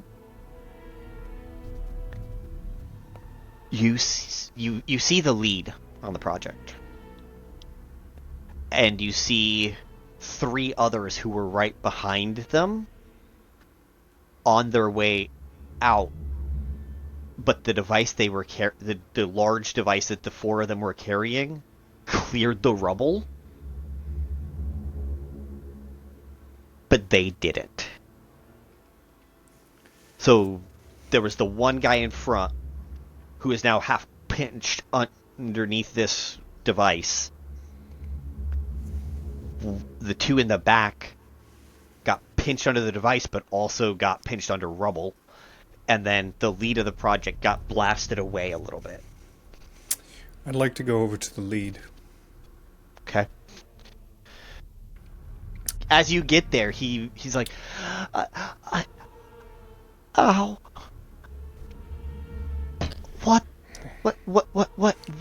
What happened? And I'll give him some healing. I have a different thing that I can use, so I'll pump him full of I can 2 keep points him of healing hands from dying if you get the device off of his body. I can't heal him, but I can keep him from dying. Oh, easy. I just lift the device with just a pinky. Mm-hmm. But I will give some healing.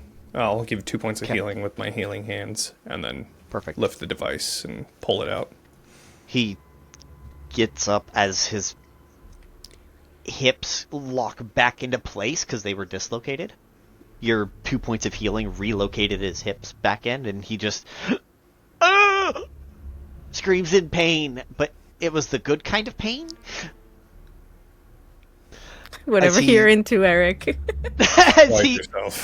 Well, no, if you relocate your shoulder, it hurts. I'm just but it hurts in the kidding. good way. I mean, and he just stands back up and he's like, "What happened?" Leaning now on this device for support a little bit because he's still not fully sure he can stand on his own, but. Stay on the ground. Okay. How sits many did you bring with you?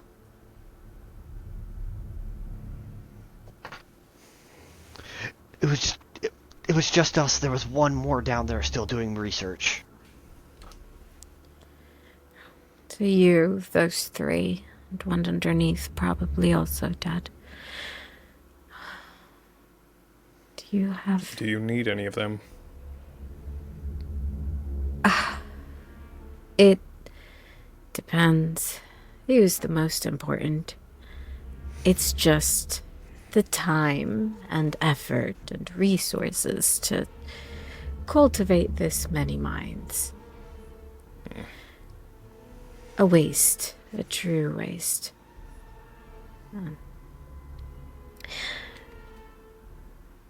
How far did you all get with placing the devices?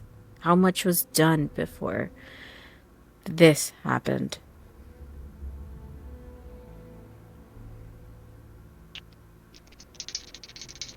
Why are you rolling? Just tell me all of them. You got lucky. I rolled a 97 on a percentile. Pretty much all of them, except for this one, it seems. This was the last one, is what he's like. This was the last one. Now what happened?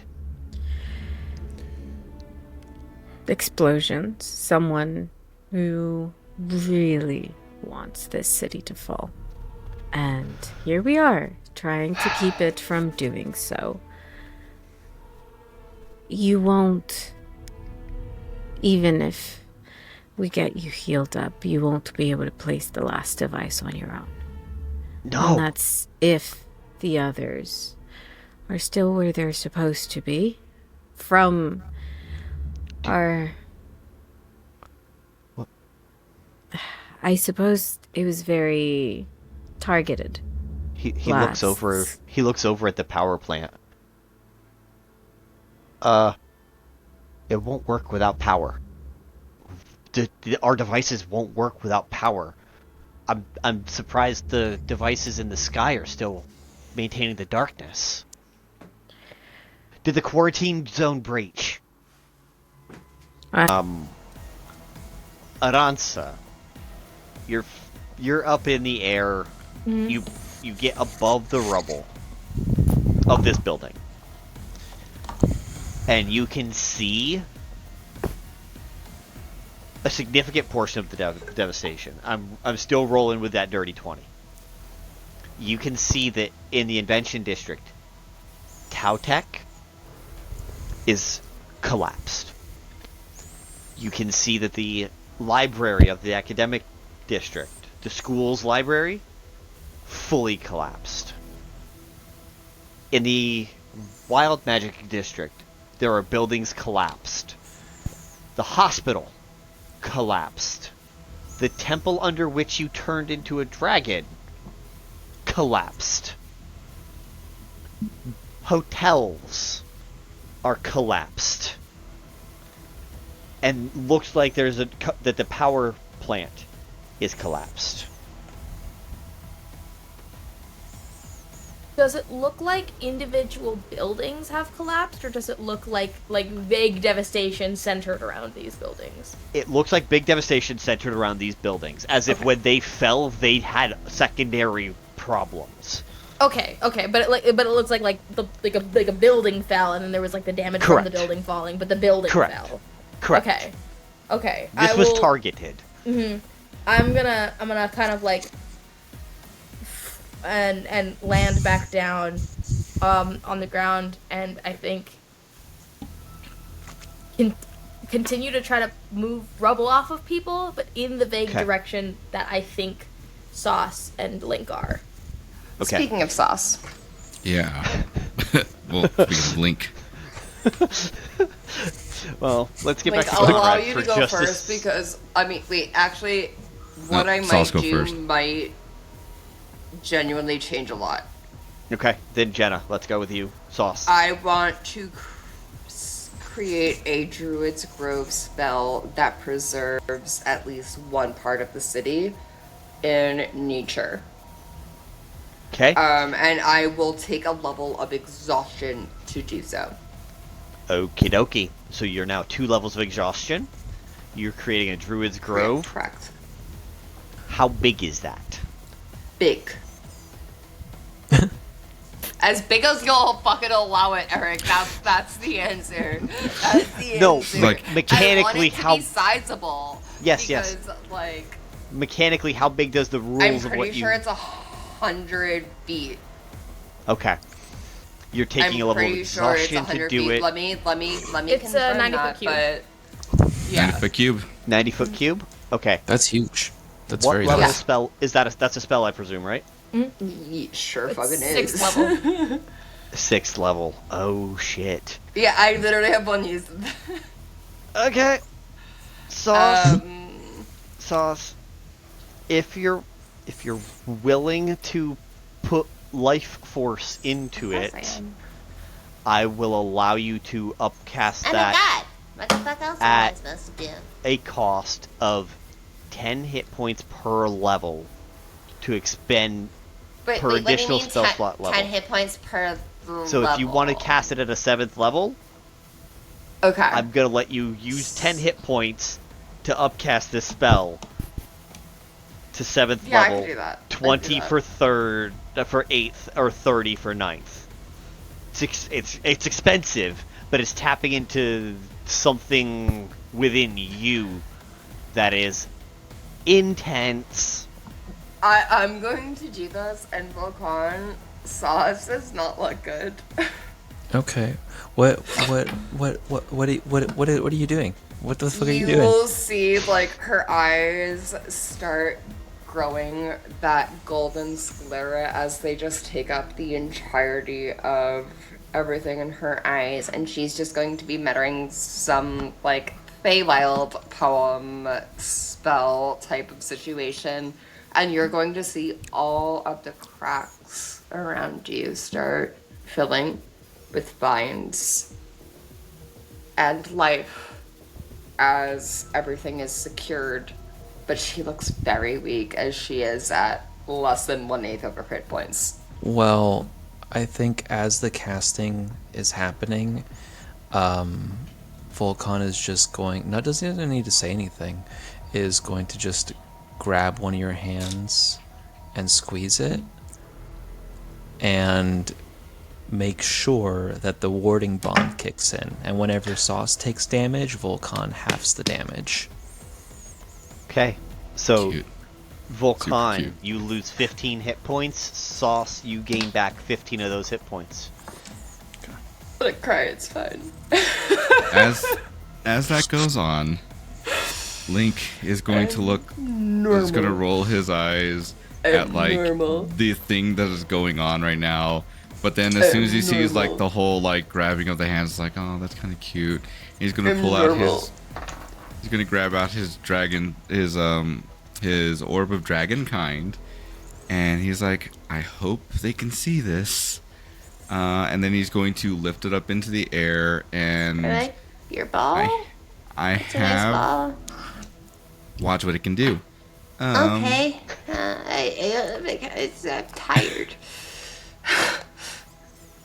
I would love if I could use daylight on this using the dragon's orb, but the way that I'm going to flavor it is it shoots up into the sky to where like all of Taoliva can see, but it kind of pulsates as like what is it, like in 10-second intervals of just like shooting a beam of light out there.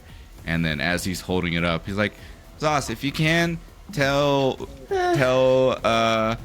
Aransa and anybody else that you can get in contact with to come to where the light is, The because place with the lights, the shiny light. Okay. yes, that's Not just the like, marker. Ooh, shiny light, but like the ooh, shiny light. Yeah, if the wounded, everybody that needs help, we'll take them back home with me. Oi, fuckers, that are hey. There's a portal. Let's fucking go. And that will be a cue of like massive teleportation thing, which I recognize will also be an exhaustion spell, probably, or maybe hopefully not exhaustion. Rick. In which case I would like to potentially hold on. Let me look at my fuckery abilities real quick.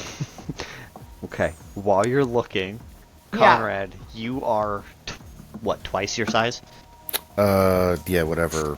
Okay. Enlarge does. Which, question really quick. Mm-hmm. Wait, the can I damage just use- those guys were taking, meaning Vulcan and Sauce, is that just regular like damage, or is that like HP loss, or? That is regular hit points lost. So it's like regular damage. It's not like Mhm. hit point maximum being decreased No. or anything. Yeah. No. Is there any way that I can take that damage and activate the actual? Probably not from newfound- Sauce because Not- she's not your warlock. Not from Sauce. But I have marked you with his blood.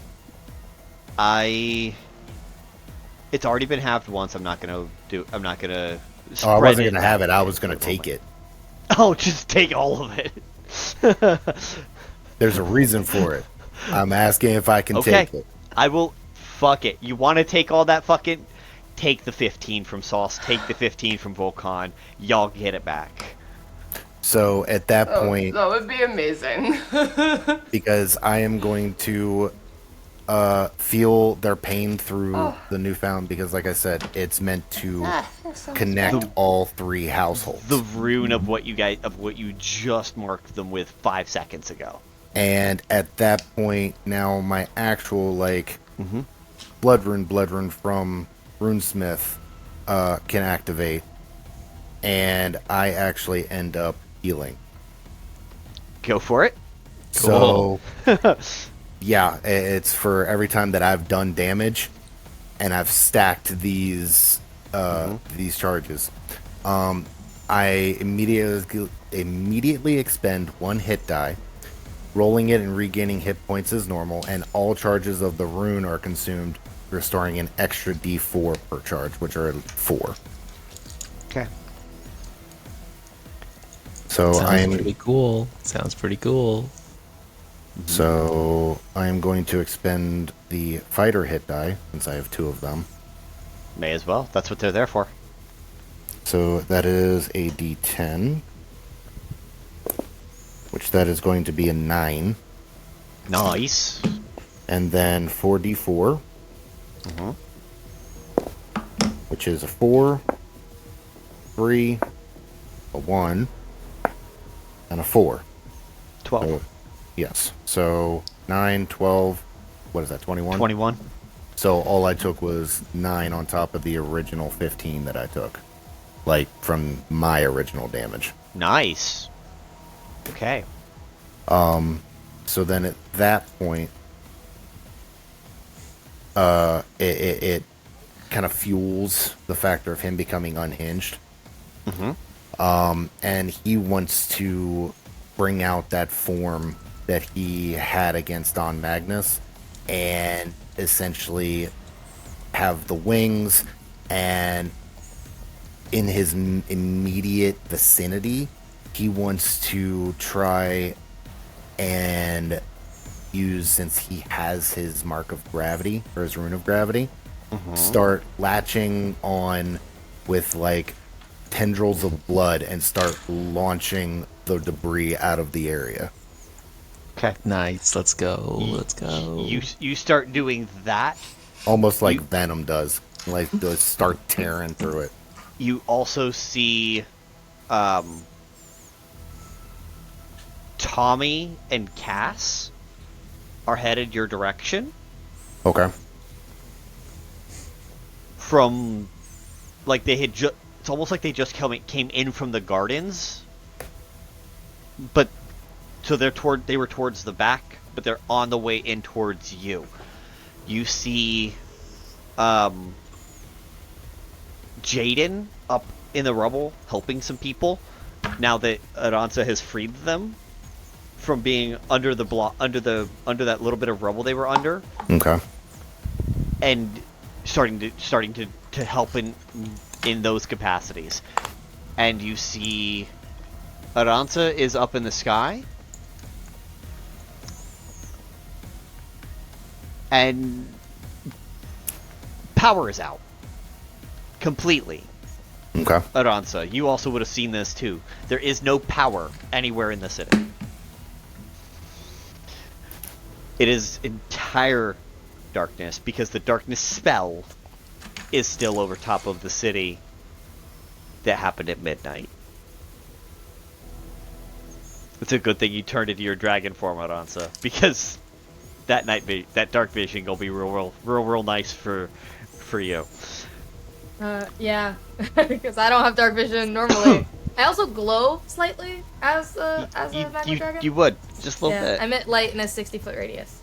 Aransa, you don't know who all is affected by that rubble. You do know from the conversation with Varrick yesterday, last night. This day. That he had a hotel room somewhere. And 3 hotels collapsed. Yeah. So you don't know where he is, if he's safe, nothing. That whole area in the market district where you were not even 12 hours ago. is now devastated. It is bad out there, but no one down below you has any idea of what else is out there in the city. The crystals do seem to be glowing blue over in the wild magic zone still. So that seems to be healthy. And there is now the zone below you, that whole ballroom is turning into a forest? A fey forest? Let's go. Sorry.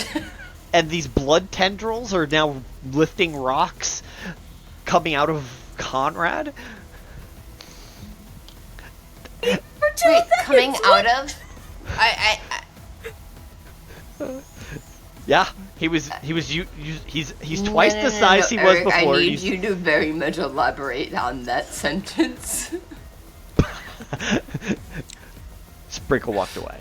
Okay, yeah, I recognize that's. I'm assuming they're coming out of. My thought is the wings are coming out of the shoulders, and the tendrils are coming out like Doc Ock, like out of his sides. Oh, I thought you said the crystals were coming out of him. I'm like, what No, the no, fuck no. do you mean? Blood tendrils. Blood tendrils. Oh, that's so much better than Right? So much better. Just Taoliva things. Sauce. You got a nat 20 on your perception, right? You don't know why, you don't know how, but Link has a pale blue glow. No! Oh, You little fucker. Okay. It's the 19th. Justin, it's the 19th, which means that it's back. What the fuck? What the fuck does that mean? Do I hear Jenna anything? realized No, something you don't about hear Link, anything. and- You just- but, like, Sauce hasn't yet, and it's making it very difficult for me. No, you don't hear anything yet. It's Yeah, just I that know. in this total darkness, the pale blue is starting to showcase just that little bit of glow. Hey. I think once he Hey, notices sucker. that, Jenna, you're not muted. I know I'm not. Are you fuck fuckering is at up? Link? Oh, We this thought is it was your fully- dog. This is full on send. I think like once Link notices that, you're going to, if anybody's like paying attention, he's just gonna like move his shoulder up a little bit, and then it'll. No, don't move. It'll. Stop What is moving. it? You get more blue. Hey, you get more blue when you move. Stop it. It's the. It'll hide under an illusion of it not being there. As he just continues to like hold that up. Oh. And just wait. So he can go home because he's tired. Sauce is single- going to detect thoughts. I just want to go home. I'm tired. Yeah, I don't fucking care. Detect thoughts, motherfucker. Let's go. The surface level, yeah, that's what he's thinking. I know surface level, but guess what? You're Bish is gonna have digging. to save against my wisdom save, baby. If you wanted to go ahead and do that, you can. I would love I wouldn't to. recommend Thank you it. so much for asking. Oh no! I think I just Two figured out best what's happening. friends go against each other in game and in real life. Let's go. So Sauce is going to go in your mind and be like, wow, that's crazy. Why are you so blue? What? Who the hell's in my mind? I don't know. I love her sass with this. Straight sass. You do? Because it's stressing me out for some reason. I don't know. Oh no, I'm finding enjoyment in this. Here's the thing. The voice you're hearing right now doesn't sound like Sauce. Sure doesn't. It doesn't sound like the entity. This is a different voice altogether. Jenna, continue. Hey. Remember when you walked like butt first into like one place? That was nice. You should let your guard down.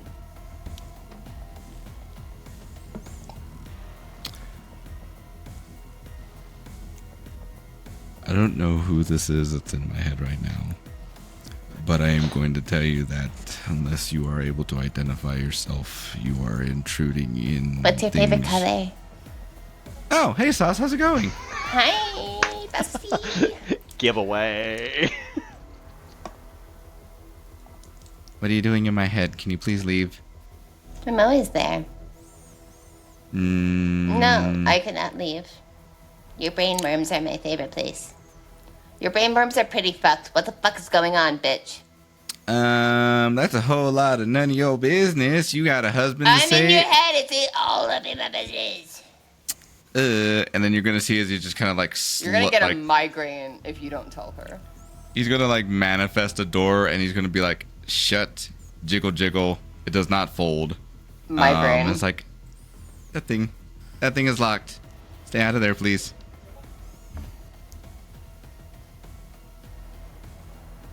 And then, yeah, he's just gonna like look over, make eye contact with Sauce, and then he's just gonna like slowly start to like manifest, like start walking over towards the circle. She gives you like a sissy little.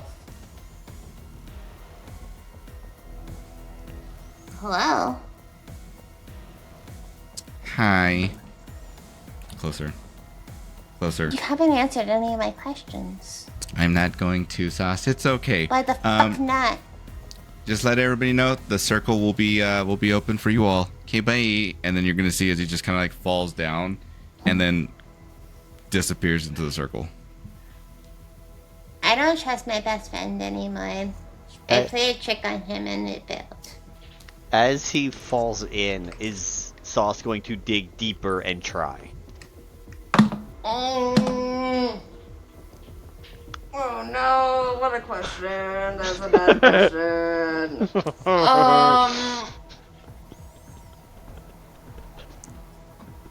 It's a fair one. It's a fair question. Fuck.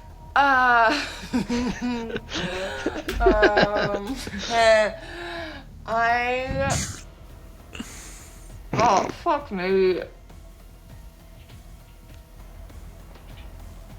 No, she's not going to go after her best friend. She's going to stay. Vulcan's trying, just not here. Oh, thank. That's already happened, baby. Don't you worry. I will say, Link will leave the Orb of Dragon Kind there with a little note that has Aransa's name on it, in case so that way the orb still continues showing light, and it can be hers if they so desire to have it. Otherwise, they can give it back. Doesn't matter. Aww. Okay. And that's why that's my best friend. I think they're all dead. Most of them, at least. If power's out, I hope so, because everything was my prototypes were keyed into the grid. Do you have any way to like? Do you know of a generator or anything like that we can use to get the power back? Because there's no rebuilding the power plant right now, not overnight. So if we can't get power to the amplifiers and the rest of the machines, then there's no saving the city at all. Not with this plan.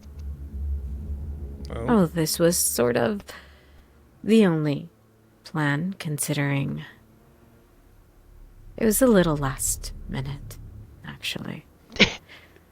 Yeah, we found out earlier today, and now this happens. I will send you back to heal, to let the others know what has happened, and I suppose tell their families as well. Their families were that way, and kind of points towards a couple of districts where you guys saw there were buildings down. Whether or not those people are alive, you don't know. Great. She looks at Solarian. Well, we need power. If there is nothing we can do, and some of the only things I wanted to save on this city are destroyed by our dead friend. Anyways.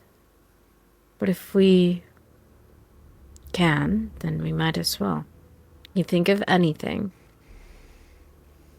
Well, what was that person's name? The one that we met with Lilith? They seem The to Dock know what Master. they were doing. Yes. They seem to know what they were doing. Right. They were heading the evacuation of people, which I think now they are probably started with the explosions happening. That would be the smart thing to do, was to not wait for more things to happen. So I'm sure they are doing that. I don't see how the Dock Master can help us find a power supply large enough to sustain the amplifiers. The power supply, I don't know. I thought we were giving up.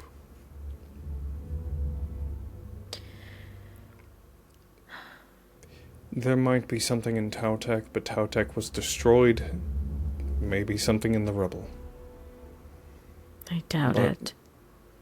my hopes aren't high either. If this, and she looks at the large crystals, didn't survive the blasts, I doubt anything inside the Tautek building did. Maybe we do leave the city to its fate, after all. And this is where the two of you remember meeting Conrad, who, if he survived at the ball, or left early, or even Archie, if he's alive, Yeah. they have access and they know where their device is. Now, you were supposed to meet them tomorrow morning. Yep, that was the But plan. now's as good a time as any. Now's as good a time as any. Well, one last hurrah, I suppose. How will we find them?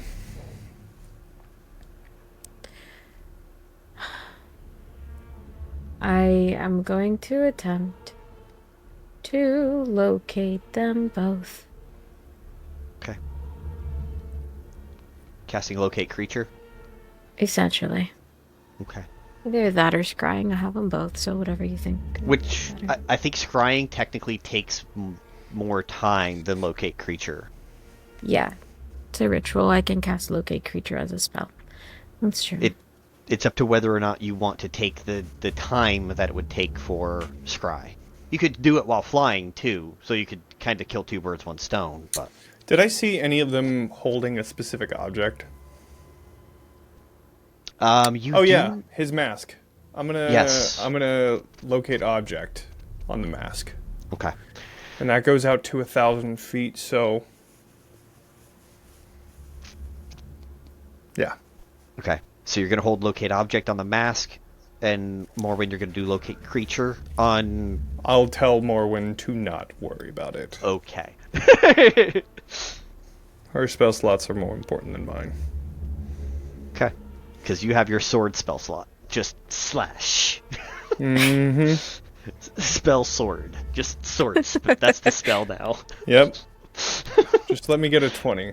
Okay, so as you guys are flying... You're holding on to that locate object. I know normally I don't think it actually has like a time or anything like that. It's 10 minutes, so I mean we have plenty of time to just fucking fly around. Correct. It just this is not a small city, There are Sure, a million people in it, and it's not uncomfortable. It's packed, but it's not uncomfortable. Yeah, but I mean, like, half the city is fucking cordoned off because of all the quarantine and shit. Correct. So we only have half of it to go through. Correct. Do you have... I don't think Solarian would have a way to locate Archie, would he? No. No, he wouldn't. Solarian has never met Archie. Yeah. Archie was the one actively working on the devices.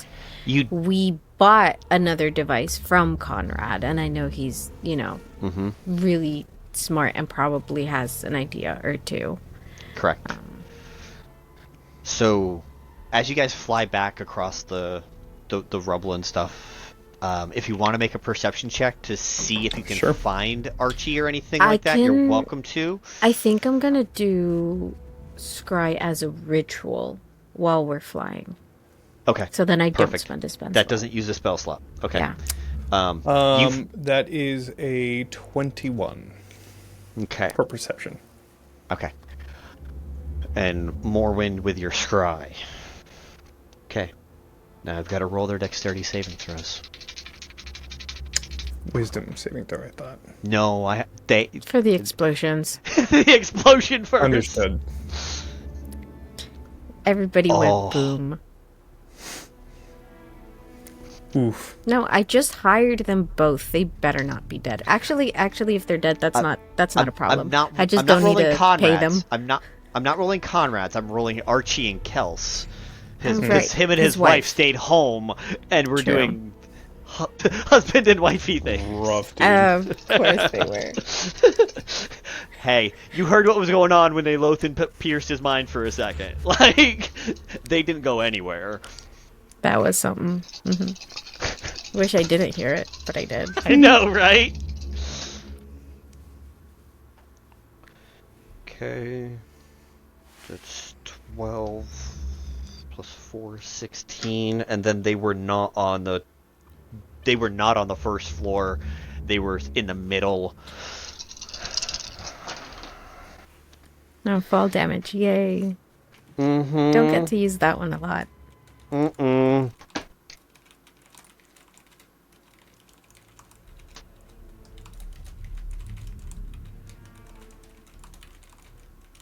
Are you doing math? You better not be doing math. I It sure should be am. like single digit. You know. It is absolutely not.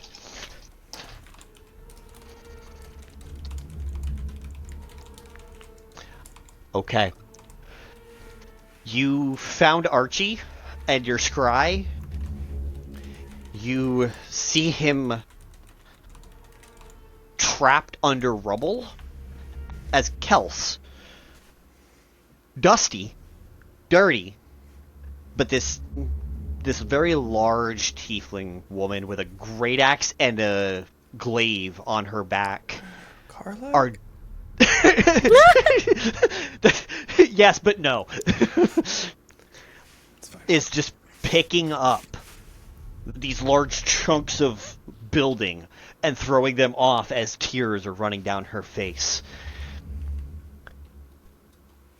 You couldn't scry on him if he was dead. Right. That's the only reason I know that he's still alive. Correct. But how many hit points does he have? You have no idea.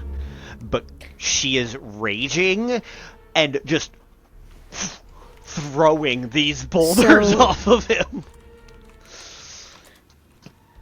Solarian, you know this city better than I do.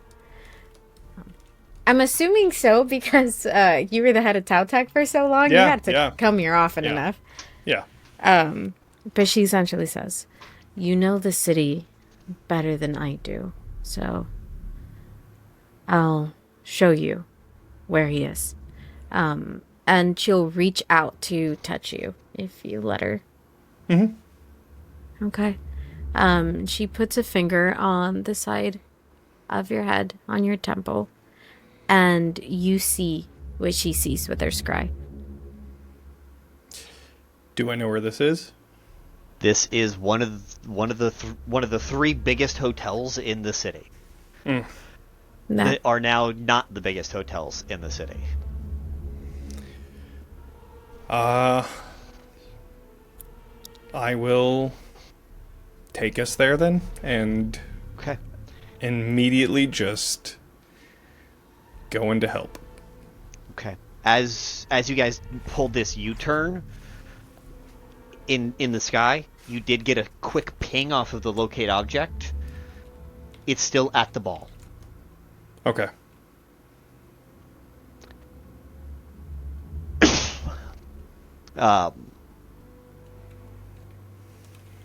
But you guys go, and you guys land, and there is nothing but rubble as far as the eye can see for these two or three buildings, and they've knocked over a bunch of other buildings as well.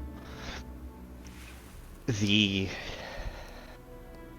don't even see Kels or anybody, although you know Kels is somewhere alive doing what she's doing. You don't see her, which means she's buried, and they're in this little like bubble pocket. Okay. As you get over there, you see Kels. Okay.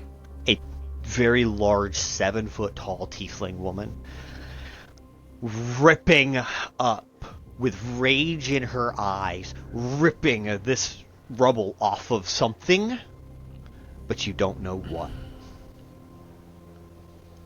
Varrick doesn't give a fuck. I'm getting myself out of there.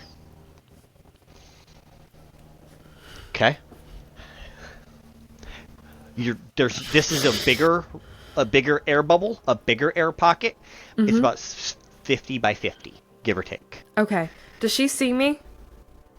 Right now, she's so hyper-fixated on whatever she's doing with this rubble, but you can see on your 16 perception, light is emanating off of her as if she's trying to heal something or someone as well.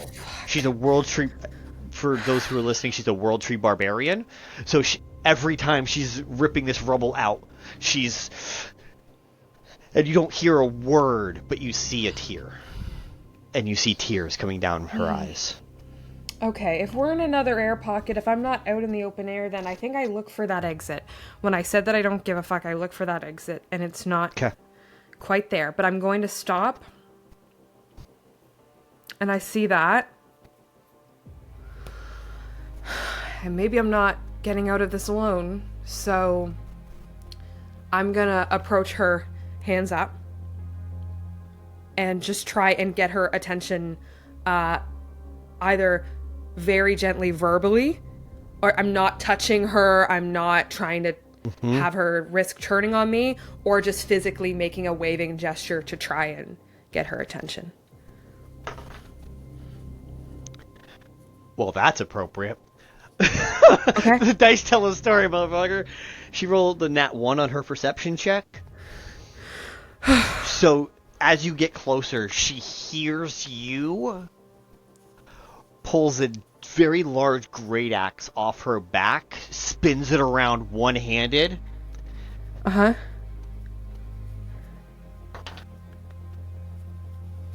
Absolutely misses. It's a nat 1. Okay. As you just feel this fiendish energy wave over you. Fiendish, necrotic fiendish energy. Just... and just this axe is now pointed at your face. What are you doing here? Are you here to help? I don't think we have any choice but to try and help each other, ma'am. Who are you looking for? My husband is under there. I'm trying to get him out.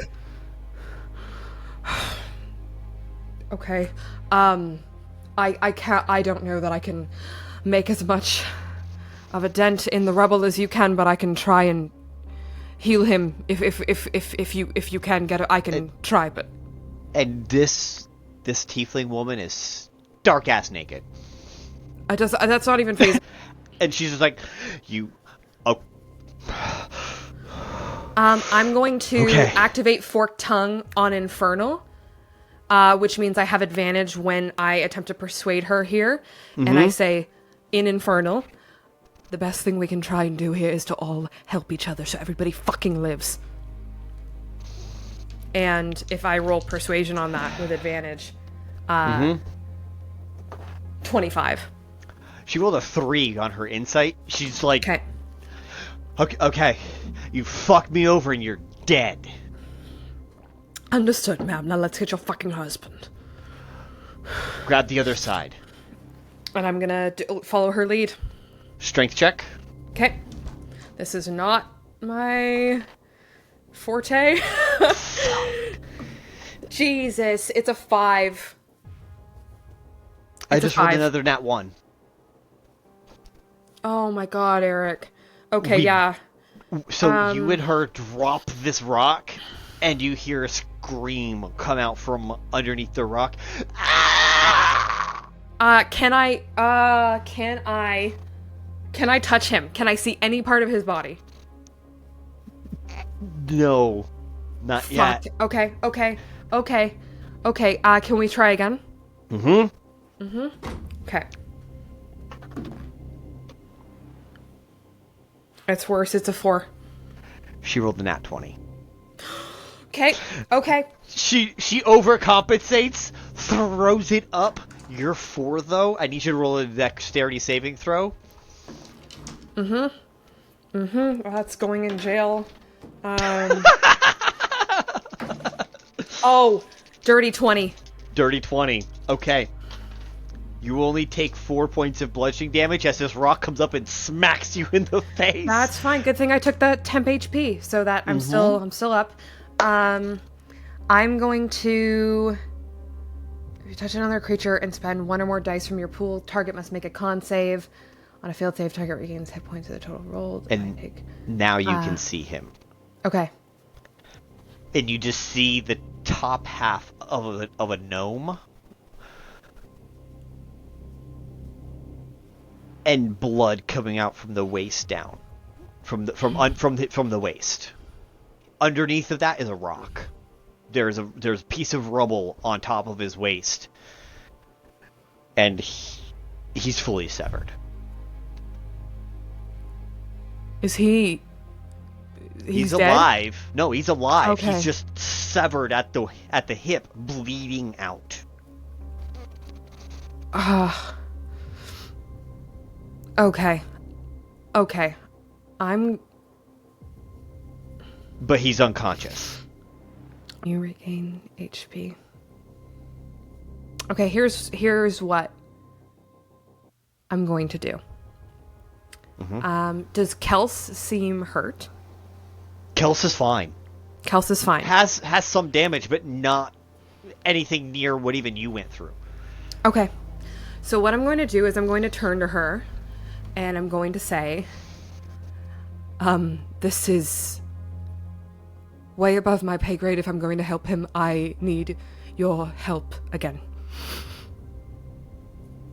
Okay, what do you need? I need to take some of your strength into me to give it to him. Done. Okay. I'm going to spend... Puts hand on your shoulders so that whatever, even if it's touch, just She needs to make a con save.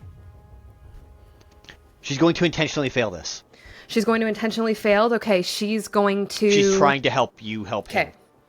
Okay, so she is going to take... Pardon me. Yeah, he's not that good of a person. So she is going to take... Fine. It's going to be funny in about 2 seconds, I promise. She takes 15 necrotic damage. I regain 15 hit points. Okay. So that was Infernal Conduit Devour, for reference. I said 15, so 32.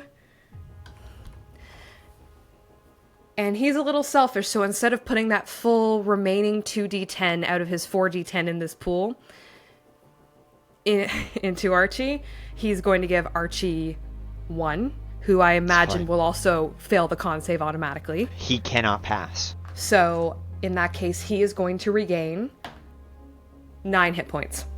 9. Okay. And I have 1 d10 remaining in my Infernal Conduit pool. Fantastic. I think what that looks like... or you may go ahead. No, go for it. Go for it. I think Varrick puts a hand on Kelsa's shoulder. And again, it's like his burn scars all kind of light up with these various sigils affiliated with Moloch and kind of creep up his neck. And it almost looks like electricity passing through him, like a fiery electricity. And then he puts one hand down as much as he can reach to Archie. And there's a momentary little smirk, a little smug little victory in fooling her in the worst way possible, even in this moment. And that same fiery energy passes into Archie, and I think it begins to sort of where that severed wound was, the opposite effect of flesh melting away, that same sort of movement of the dripping begins to kind of seal it back together. Mm-hmm. And he's going to say, he'll live. We need to get out. She bends down, a little weaker in the knees than she used to be. And she just holds him and begins to cry. Hey, I still have forked tongue. I still have infernal marked for advantage today. Mm-hmm. I'm gonna say, look at me. Fucking look at me right now. We need to go. And I'm trying to persuade her. Tears in her eyes.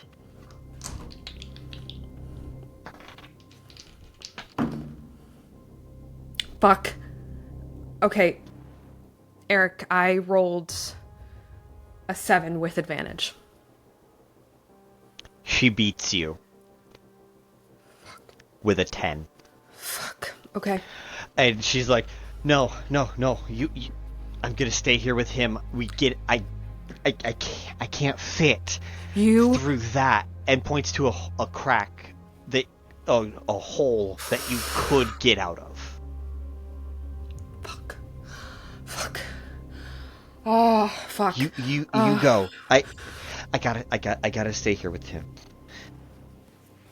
We're safe. You stopped him from dying, but I can't leave him, and I can't carry him and fit. Fine. And I'm going. If okay. I'm not... Athletics or acrobatics to get through the hole? That's what she said. Appropriately rolled a natural 20. As I said, that's what she said. 23. She said get out of here, you obeyed. Mm-hmm. And you managed to climb your way out. And you're standing on this rubble. Roll a perception check for me as you crawl out of the rubble. 8. Okay. It's not good. Mm-hmm. However, you see Solarian and Morwen land.